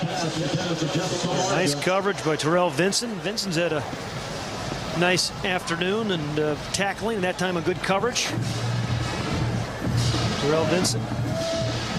And for Quinn, only 7 misses on the passing game in 31 attempts. I think, he's a good thrower. He's got all those physical attributes, but I think what he really has is a lot of mental toughness. Down 16 points last week, the fourth quarter. Never seemed to be shaken. Here's one of those third downs. Fake the pass and hand to Walker, and a determined run by Darius Walker across the yellow line for the Irish first down. Yeah, they faked that little bubble or look pass, as they call it, handed the ball to Darius Walker. I mean, everything seems to be working. Good block up front by John Sullivan, the center. Kind of cleared the way. See the block by number 78. He actually chipped the tackle. Then the linebacker blocked two different guys to John Sullivan. And then gives the first down signal. There's Big John. Some speculation that he's a very distant relative of Newt Rockland. I don't know if you've heard that or read that. And Speculation. Yeah, speculation. Brady Quinn says he's a heartthrob, which is a tag applied to Brady at times. Here's Walker. Continues to add to his rushing total as Irwin chases him from the field of play. An Irish player down. Season high for Darius with the carries. Bob Morton is the injured Irish player.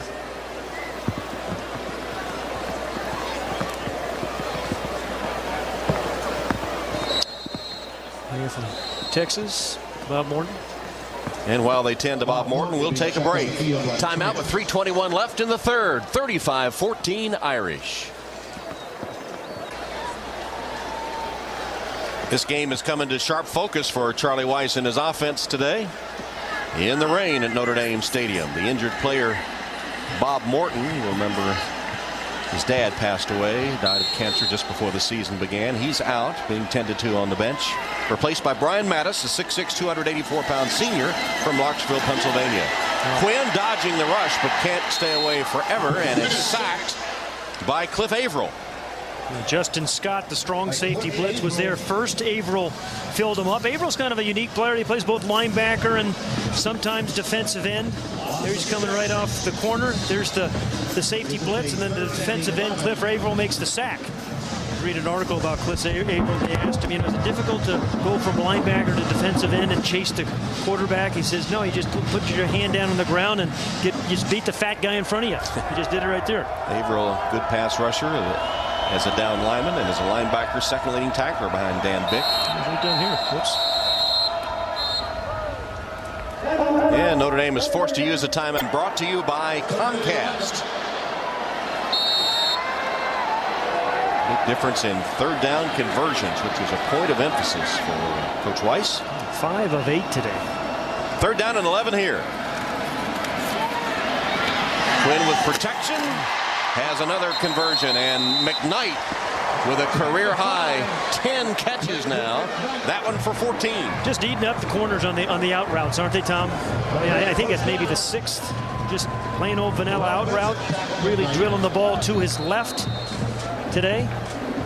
Which has been a problem, as we mentioned earlier, for whatever reason. Didn't appear to be anything mechanically. No. Just some receiver's fault and some. And today's first down line brought to you by Xerox. Irish just short of the Purdue 20. 31st first down just in the books.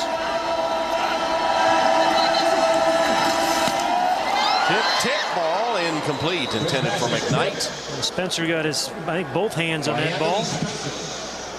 Anthony Spencer, who played so well a couple of years ago and has played again well today. He's right over here. There he is. Kind of moves around as a defensive end. Got his right hand on that one. So second down and 10. There's Spencer. As we said, the Big Ten Defensive Player of the Week after that performance against Minnesota with 10 tackles, 9 of them solos, 2 sacks, a forced fumble, and a fumble recovery against the Gophers. He's going to give a lot of tackles in the Big Ten trouble this year. Quinn finds Carlson. 4 of them hop on him, and it takes 4 to get him to the turf. Soggy as it is. Bick was the first to get there. I remember talking to John Carlson a couple of weeks ago. History major, anthropology minor, he was telling us. Got turned on to American history by a high school history teacher. And like a lot of his teammates, has chosen a double major. Including Brady Quinn, who will graduate in 3.5 years with a double major in finance and poli-sci. Third down and 7.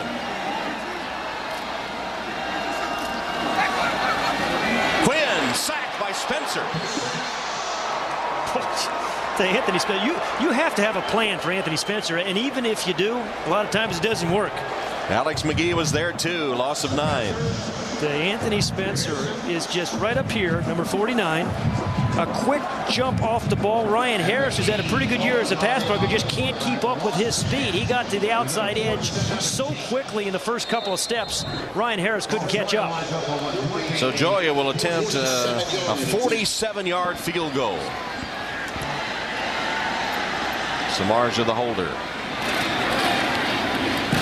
From 47, the kick is no good. Wide left. A flag down just now. Late flag. You know, the Irish are clapping as if it's against Purdue. Already they've kept one drive alive with a running into the kicker penalty, which was questionable. This one a personal foul against the Boilermakers. Well, stupid penalty there. Joe Tiller saying one of the objectives for his young team was to keep your poise in this environment. Their first road game, their first real test of the season. And he wanted to see him play hard for 60 minutes. Play hard for 60 minutes. And he's saying he likes the intensity, likes the chemistry of the team. He says they really seem to care about each other. And, it seems to be a genuine emotion. The kick was no good. After the play was over, personal foul, 49 of the defense. That will be assessed from the previous spot, half the distance to the goal. First down. Well, on Anthony Spencer, who's played so well. We just say, why don't you just give him a touchdown? That's what Joe just said. Why don't you just give him a touchdown? This field goal moves to ball, and then there will be a penalty will be assessed against Purdue. Just some shoving and shoves the guy in the back. Again, I don't think you need to call that one, Tom, but especially given the situation. Absolutely. They did. This guy blocked a field goal earlier in the year against Nathan Parsegan, a relative of Era, who was presented the game ball last night from the miracle comeback last week against Michigan State. Curtis Painter, dangerous pass. And then a flag down on Farine. Orton was the intended receiver, and Farine just mistimed it a little bit. You're right, because Painter threw that off his back foot, didn't have all the juice on it he wanted. I thought Farine was going to step in front. Pass interference, number 15 of the defense. Spot foul, automatic, first down.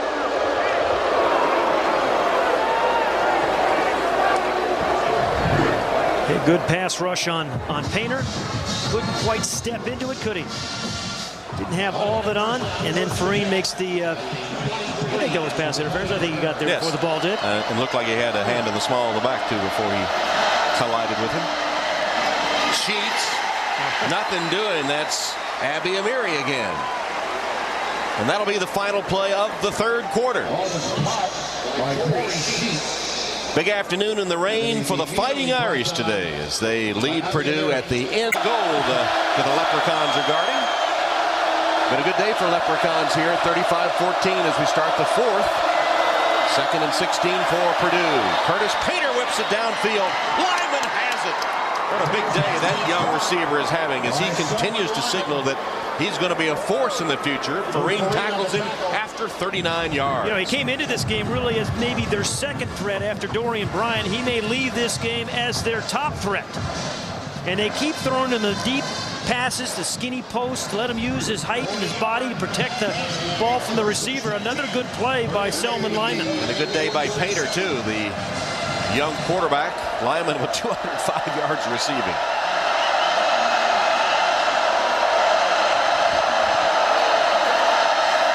Handed to Sheets. Trying to use a blocker, and he does. A blocker, it was Bryant. Got him an extra couple of yards. Farine tackles him after he picks up the first. Curtis Painter has played pretty doggone well. And, you know, he's thrown for almost 300 yards. He's thrown one touchdown, and he's had a bunch of balls dropped. And as we said, managed the game pretty well. The score clearly is tough to manage. But everything else has gotten his team in and out, protected the football, made good decisions. I think they have a guy they can build on here.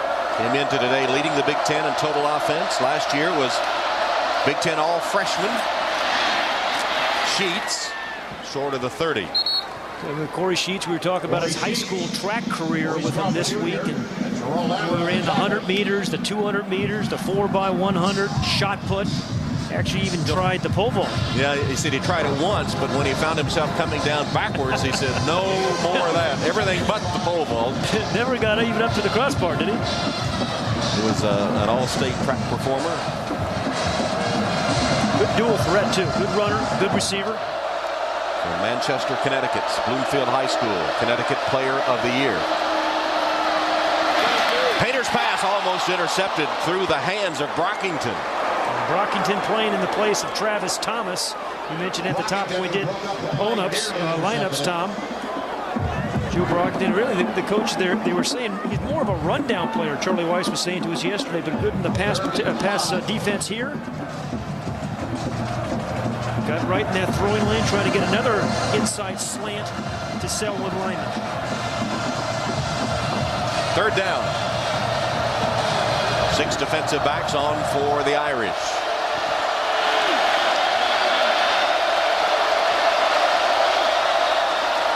That'll be offside, a free play. Incomplete. They caught Abby Amiri offside. You know, and Painter knew it, right, Tom? He knew it, so he went deep. I mean, again, smart heads-up play by Curtis Painter. We have a flag down. Offside. 95. Defense. 5-yard penalty. Remains third down. And Curtis Painter, as we said, just managing this game so well. Down the bottom of the screen is number 95. Get the ball snapped. Robbie Powell, the center, does a smart thing, and then this is even smarter. Take a shot for the end zone. Curtis Painter hoping to be an architect some days, he told us this week. Trying to build a comeback right now, down 35-14. And believe it or not, Painter is an artist as the leprechaun leads the cheers on the sideline. Full time, does love building things. That's a direct snap to Bryant. Dorian Bryant gets a block from Sheets, but nowhere to go. Hemmed in, now looking for a block from Painter. Nothing doing, and back to the 30-yard line where Lambert takes him to the turf. Terrell Lambert just continues to make big play after big play on defense. Remember the fumble in the, you know what? Here's the quarterback faking that he's going to get the ball, and Bryant is right back here. Takes the direct snap. Painter faking as if he were changing the play, making sure his linemen hear it, and they snap it directly to Bryant. A little trickery from Bill Legg and Ed Zonbrecker, the co-offensive coordinators. Legg calls the plays from upstairs. 4th and 4.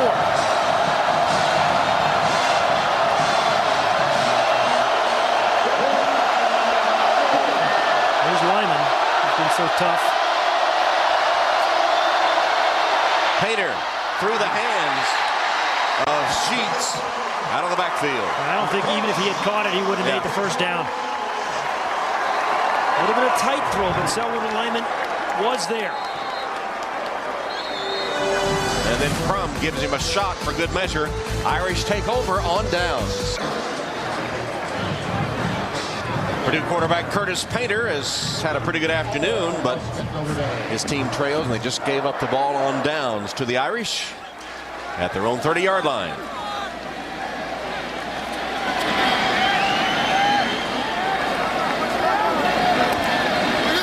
Brady Quinn sends Anastasio in motion and then handing to Walker. Another good tackle by Terrell Vincent.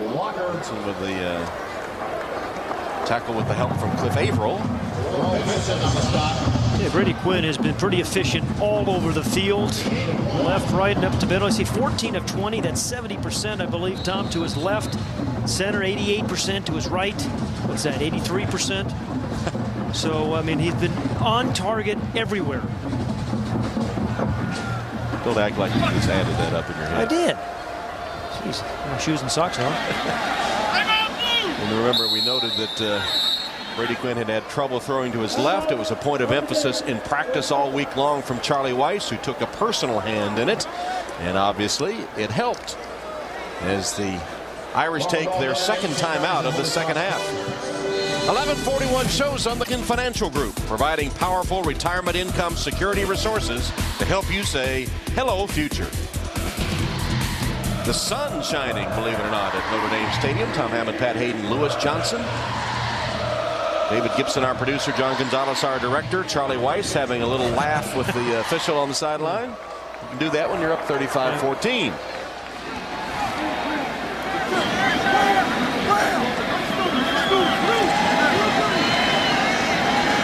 Brady Quinn empties the backfield with Walker in motion, so 5 wide receivers, and blitz nearly got to Quinn. He ducked under it and then is ridden down by Spencer at a 30-yard line.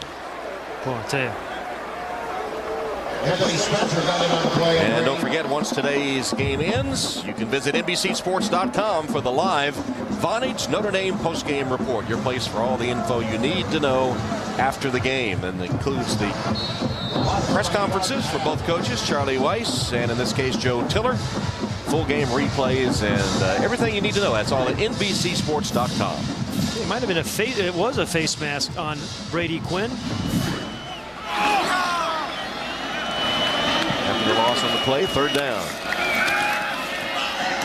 Quinn caught by Samardzija. Brady Quinn's pass is complete to Jeff Looks like Samardzija. he's just short of the 1st down marker. Samardzija was brought down by David Kenter. Entran's Jeff Price, a pretty good athlete, and the punter from Texas, originally actually signed with the University of Texas, changed his mind, came to Irish land. They're pretty happy about that.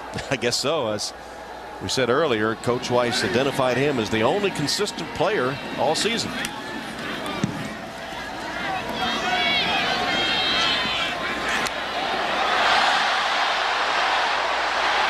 Get away from him. Yeah, I don't know why. Yeah, it was Royce Adams. I don't know why Adams was so close. Anyway, it's the 2nd Notre Dame punt.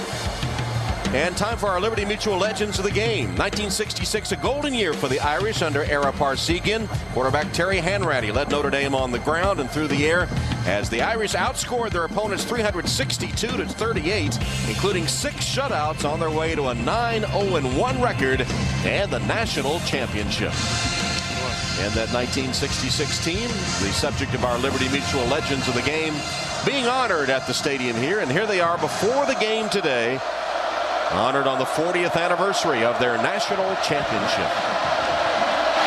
The only blemish was that tie with Michigan State, the famous game of the century. You mentioned Terry Hanratty. 40 years ago, he threw 63 passes against Purdue. In fact, Jim Seymour and Terry Hanratty made the cover of Time magazine. And let's go to Lewis.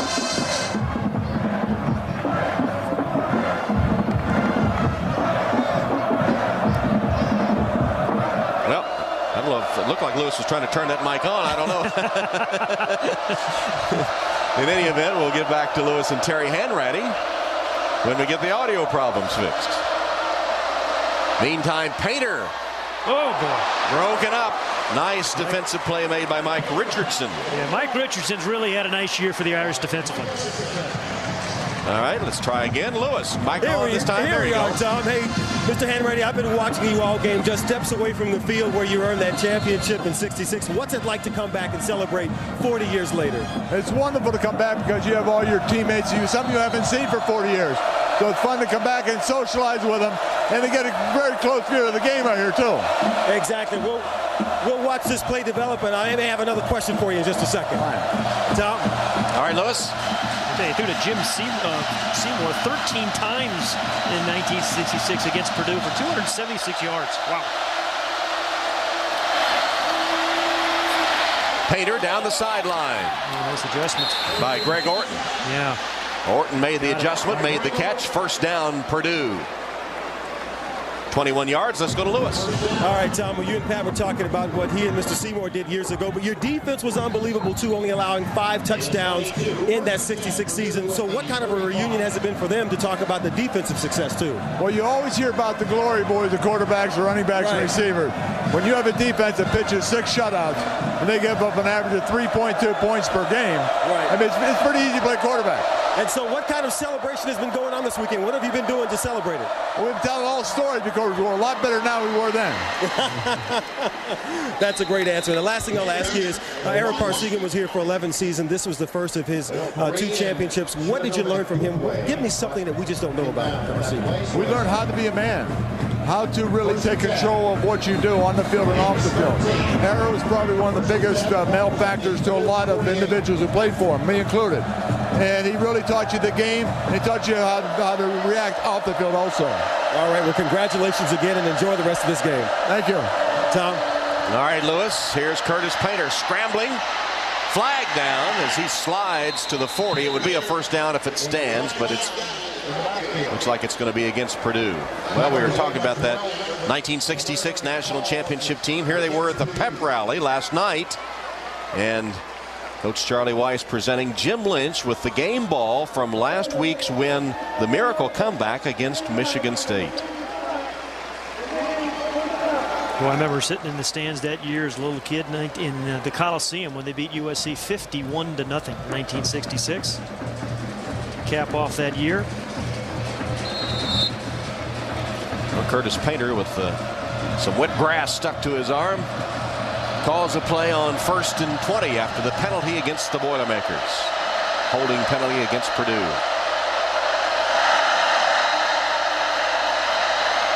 Painter with plenty of protection gives him time to go for Orton, and broken up by Ndukwe. What a nice conversation we had yesterday with Shenandoah Ndukwe, number 18, the free safety for the Irish. You know, he and Brady Quinn have been best friends since 7th grade.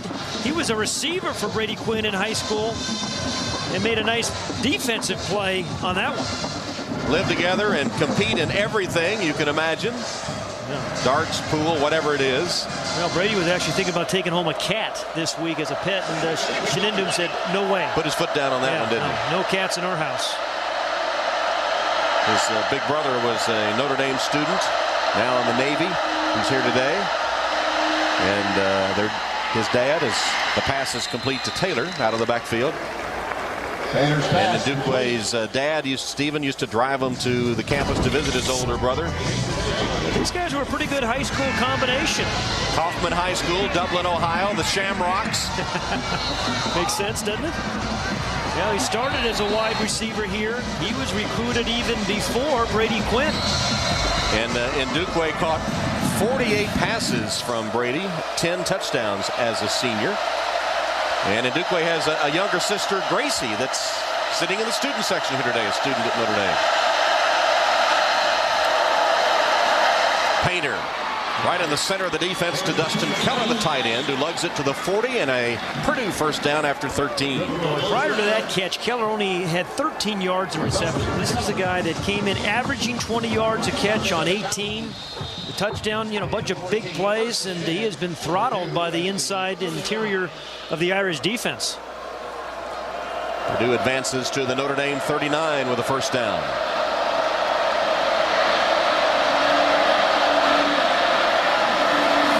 Play action fake, and Painter looking, found the open man, Bryant.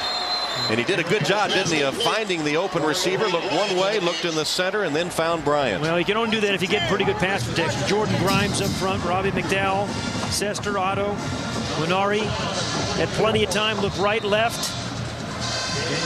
And once again, though, a good tackle by Mike Richardson. Otherwise, he's going to pick up another 10 yards minimum. It is a Purdue first down.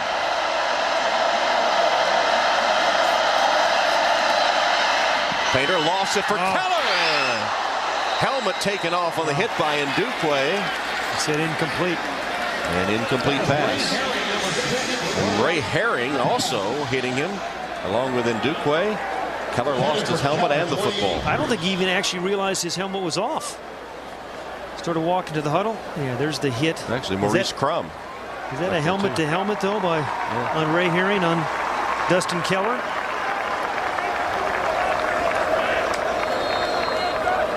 I think he didn't realize he lost the helmet, is it? I think that's a helmet-to-helmet play on Ray Herring. Should have been a penalty.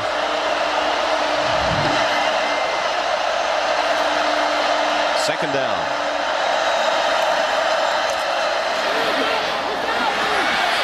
That's a flag as they go for Lyman, who's been the big play man, and it's on Farine of Notre Dame. It certainly has to be catchable, right? Unless it's holding. Interference, number 15 of the defense. 15-yard penalty, automatic, first down. So the pass interference call on the junior from New Jersey. You know, what is catchable or not catchable these days by these great athletes, right? But yeah, this one's not even in bounds. Well, yeah, and he was his progress was impeded, so he had no chance to catch it. It's hard to say whether it was catchable or not. 220 receiving yards. Obviously a career high for the young lineman and the most by a Notre Dame opponent this season.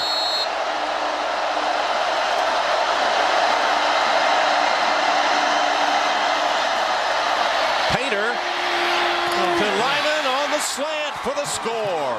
How about Curtis Painter there, Tom? I mean, he's got people at his feet. He just hung in there, waited before he's getting sacked, and just drilled it to Selwyn Lyman. There's nothing harder for a quarterback than having people at your feet and still delivering a strike like that. Perfect play by Curtis Painter. On his way down, got enough zip on it to get into a 6'4" receiver. Once again, running one of those skinny posts for the touch.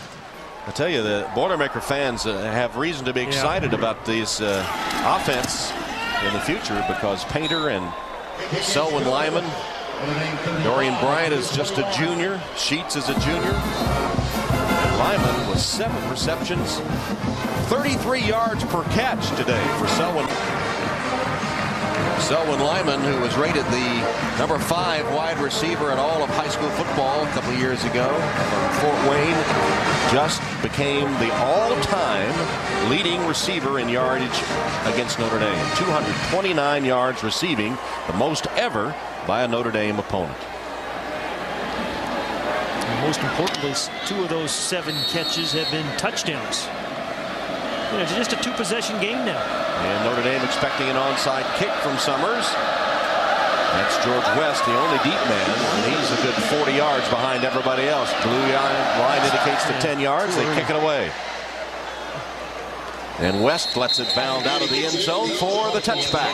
Hey, Tom, let's take another look at this touchdown, and kind of an interesting formation. Lyman kind of in an I formation right here, and then runs this little skinny post, gets his body in position again, and then the real Curtis Painter with people all over him drills it perfectly.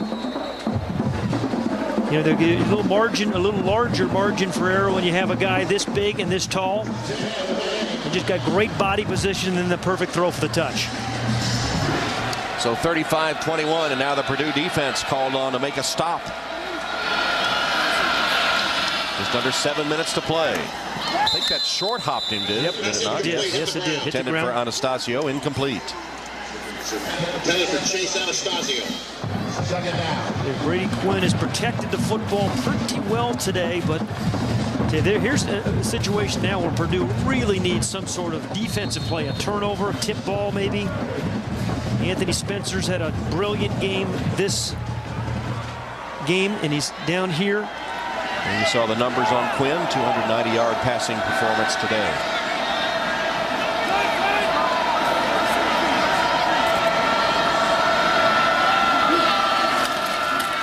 Darius Walker trying to get a block from McKnight. And Vincent just fought him off to make the tackle. Yeah, just like Mike Richardson for Notre Dame's had a good season tackling. Terrell Vincent today has a good day tackling for a corner. Think about these corners. You have to cover those big old 6'5" receivers in Notre Dame, and then you have to come up and make tackles on Darius Walker. And Terrell Vincent did a nice job of it. 30 carries, 143 yards for Darius Walker today. Big third down for the Boilermakers. They welcome the return to the running game, the Irish. Notre Dame has converted 6 of 11. It's 3rd down and 9.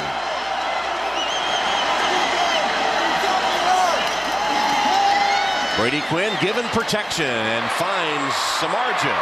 And he has the first down. Jeff Samardzija, as the Irish convert, another third down, 11 yards. You know, you cannot double team everybody, obviously, right? And if you give Brady Quinn the chance to throw it, the good protection, what you do, Samardzija's right up here.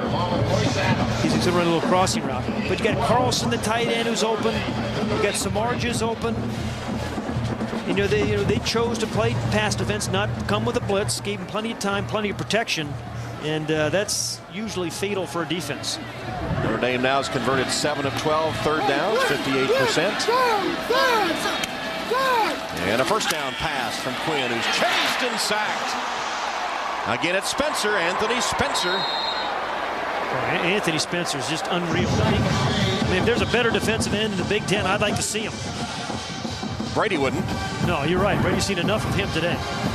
Number 49, a little inside move. You know, he's beaten the tackle outside a couple times. This time inside. Got some help, I think, from Cliff Averill as well. And Averill and a strong safety. Justin Scott also.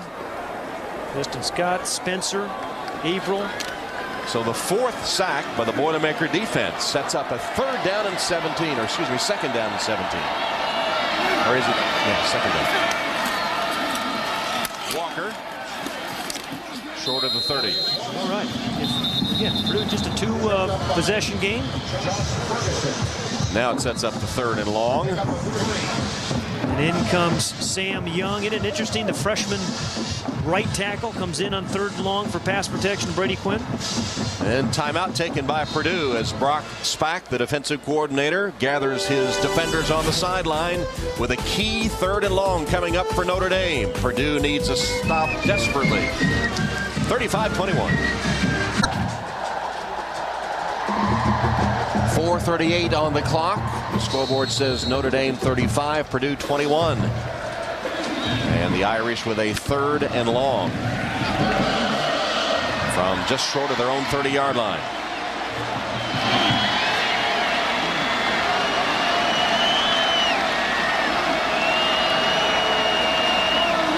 From the shotgun, Quinn sets up a screen to Walker. Got a good block and sprints downfield close to the first down. Santucci laid his man to the ground. A gain of 16. Averill and Irwin force him out of bounds, but it will be a first down for the Irish as they convert a huge third down there. Isn't it amazing? They haven't been terribly effective in the screens all year long as they were a year ago, but today the screen game has been there all day. Good block by John Sullivan again downfield to clear the way for Darius Walker. Before the play was over, he knew it was going to, well, they're going to measure now. Couldn't really see where they spotted the football exactly right in front of that Notre Dame bench, so it was close, and so close they will measure. It is a first down. Always trust your first sentiment. Okay. Huh? All right. Well, meanwhile, Darius Walker has, against the Purdue defense, accounted for well over 200 yards in total offense. Our first down line presented today by Xerox. Darius Walker with 146 yards rushing and 72 receiving. 218 yards from scrimmage. How about Brady Quinn, too? 316 yards passing, throwing 2 touchdowns. First 100-yard rushing performance by Darius this season, who is spelled by Manir Prince now. The freshman is the tailback. Pitch to Prince. Nice move to get a short gain. Josh Ferguson on the hit for the Boilermakers. He avoided, Prince did the first couple of men, but not much room to roam. It'll be second down and about 7. It seems like a funny time for Manir Prince, just when you're trying to really run the clock out. The guy who hasn't touched the ball, and that guy has protected the football for so well this year, actually his whole career. Thought we were going to see Prince a little bit earlier in this game. Charlie saying yesterday he'd like to have him touch it 10 to 12 times. Well, that's one. With 3:50 left. There's 2. Tried to cut back and stopped in his tracks by Dan Bick. Charlie was saying about Manir Prince earlier. He said, I just don't see many guys with his kind of speed. He says, just wow kind of speed. And Darius Walker comes back in. Prince to the sideline. 3rd down and 4. Clock continues to roll, approaching the 3-minute mark.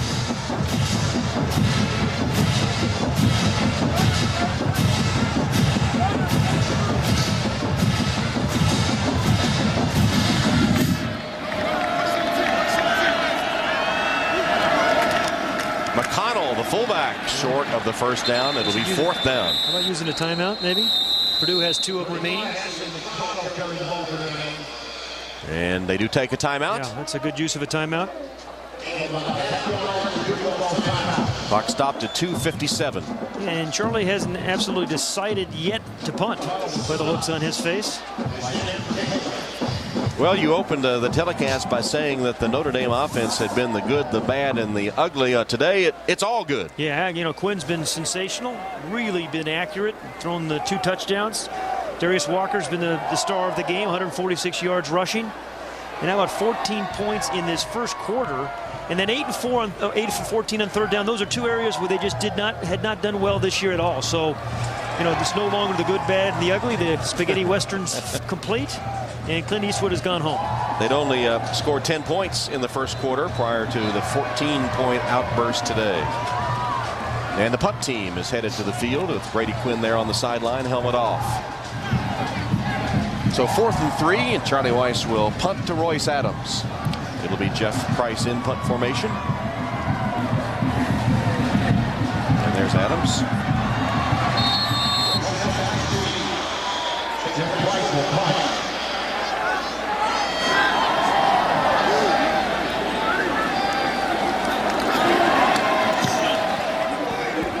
Trying to pooch punt it and does a good job. And they down it around the 5-yard line, 5 or 6 yard line. Coach Weiss saying that Jeff Price is starting to master the nuances of punting, and there's a good example. Well, Curtis Painter's been bothered by the Notre Dame defense all day. That's our Comcast defensive play of the game. Well, he's been hit, he's been knocked down, he's been pressured. But in spite of it all, I think he's played remarkably well. Our Comcast defensive play of the game, the hits on quarterback Curtis Painter. Well, this is only his 10th career start. And, you know, your teammates need to learn something about you every game and every new situation. This is one for Curtis Painter. On the road for the first time this year. Bryant couldn't hold on. Another drop, although that was a tough chance, as Painter heaved it from his own end zone. He's completed 359 yards of passes. It would have been over 400 if the guy's been able to hang on to some balls. You're right, this was a tough catch. Well, maybe it wasn't that tough. It didn't look so tough on that replay. And the guy who caught so many passes, 14 of them last year against Notre Dame, has pretty much been shut out. 3 catches today.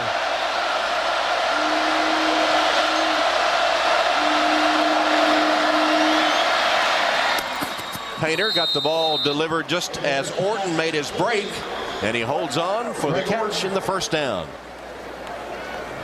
That play is just so hard to defend if you throw it on time. A simple little square out. Even though Terrell Lambert had pretty good coverage, you just can't stop it when you throw it on time, and that's just what Painter did. It went for 13. The ball at the 20.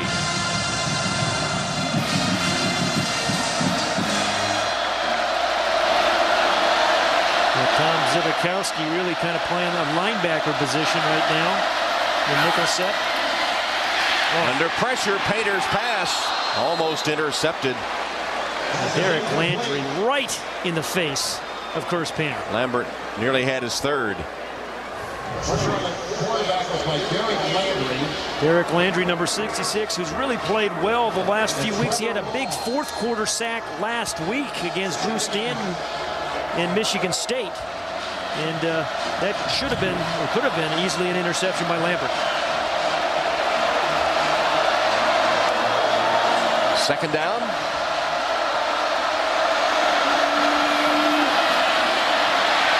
Painter chased, unloads, and incomplete, intended for Lyman. Lambert was running with him. It's going to be 3rd down.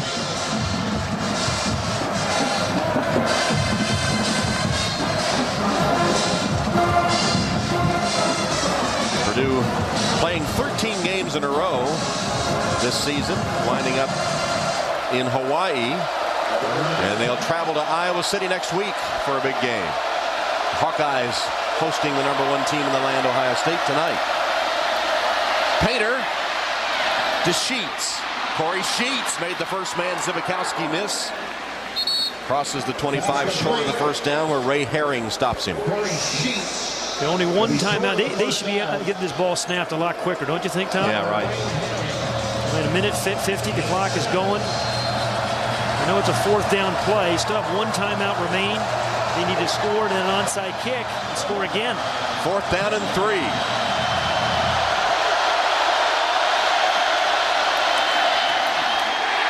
Flag down as it went through the hands of Lyman. The pass was high, and Lambert's going to be called. We've talked about the ups and downs of a cornerback, right? Number 20, defense. Foul is a spot foul, first down. Terrell Lambert beaten twice in the Michigan game, 2 interceptions last week. Had a very nice game so far today. He said a defensive back has to have.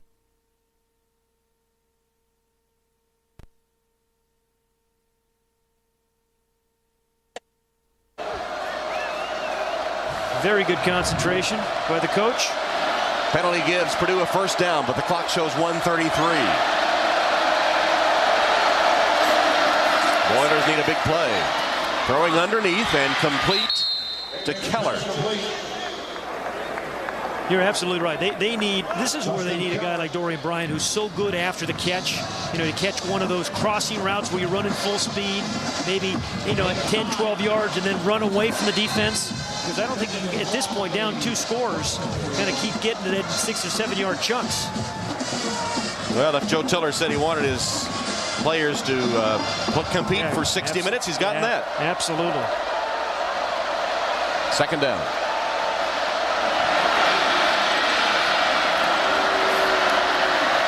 Painter stands in the pocket and then throws it away.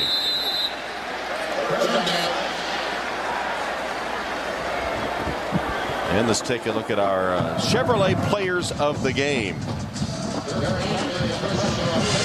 Darius Walker, of course, with a huge day, and Lyman with the most receiving yards ever by a Notre Dame opponent. 2 stars today are our Chevrolet players of the game. In recognition of their determination and outstanding play, Chevrolet makes a $1,000 contribution to each university's General Scholarship Fund, Chevy, and American Revolution. Yeah, quarterback sneak by Curtis Painter for the first down. Keeps the drive alive, but again, they need to get it in some chunks now, Tom, right? Right. And our players of the game, Raymond McKnight, all he did have was career high 10 receptions for 120 yards and 2 touchdowns, and we didn't even mention him for player of the game. Here's Painter to Lyman, who makes another catch. See if forward progress gives him the first down. Lambert tackled him right at the first down marker, just short. And at the 1 minute mark, Notre Dame still keeping everything in front of them. Ray Herring and Shenindum and Dukwe deep in coverage, as you can see. Maybe Amiri got through and forced Painter to throw it away over the head of Lyman. Stops the clock with 46 seconds. This is this year, this is kind of the area where Dustin Keller, their big tight end, has been so athletic and so good, number 28. So he's caught 3 passes over 50 yards this year so far. And for a tight end, he's a deep threat, but they just haven't gotten the matchups they wanted today. Absolutely. Again, we mentioned high jumps, 6'10" in high school, great athlete down the field.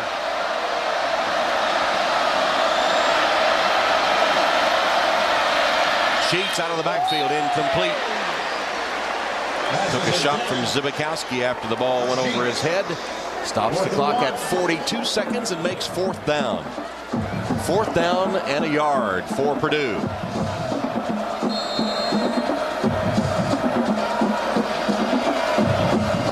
Sheets goes to the sideline.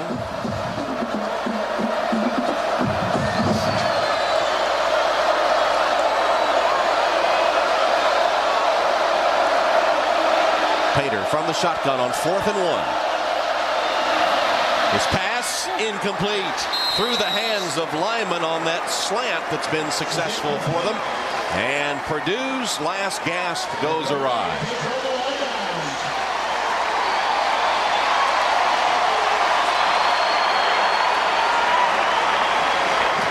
Notre Dame takes over on downs with 37 seconds remaining. On a day when Brady Quinn and the Irish offense outdueled Curtis Painter and their Purdue counterparts, but good performances by both offensive teams today. Yeah, the Irish absolutely in sync. They've been out of sync the last couple of games offensively, but it really started with that opening drive. For the first time this year, they marched down and got a touchdown on the board. Favorite play if you're a Notre Dame fan is the quarterback taking the knee. Wynn does. Purdue has a timeout left, but they won't use it.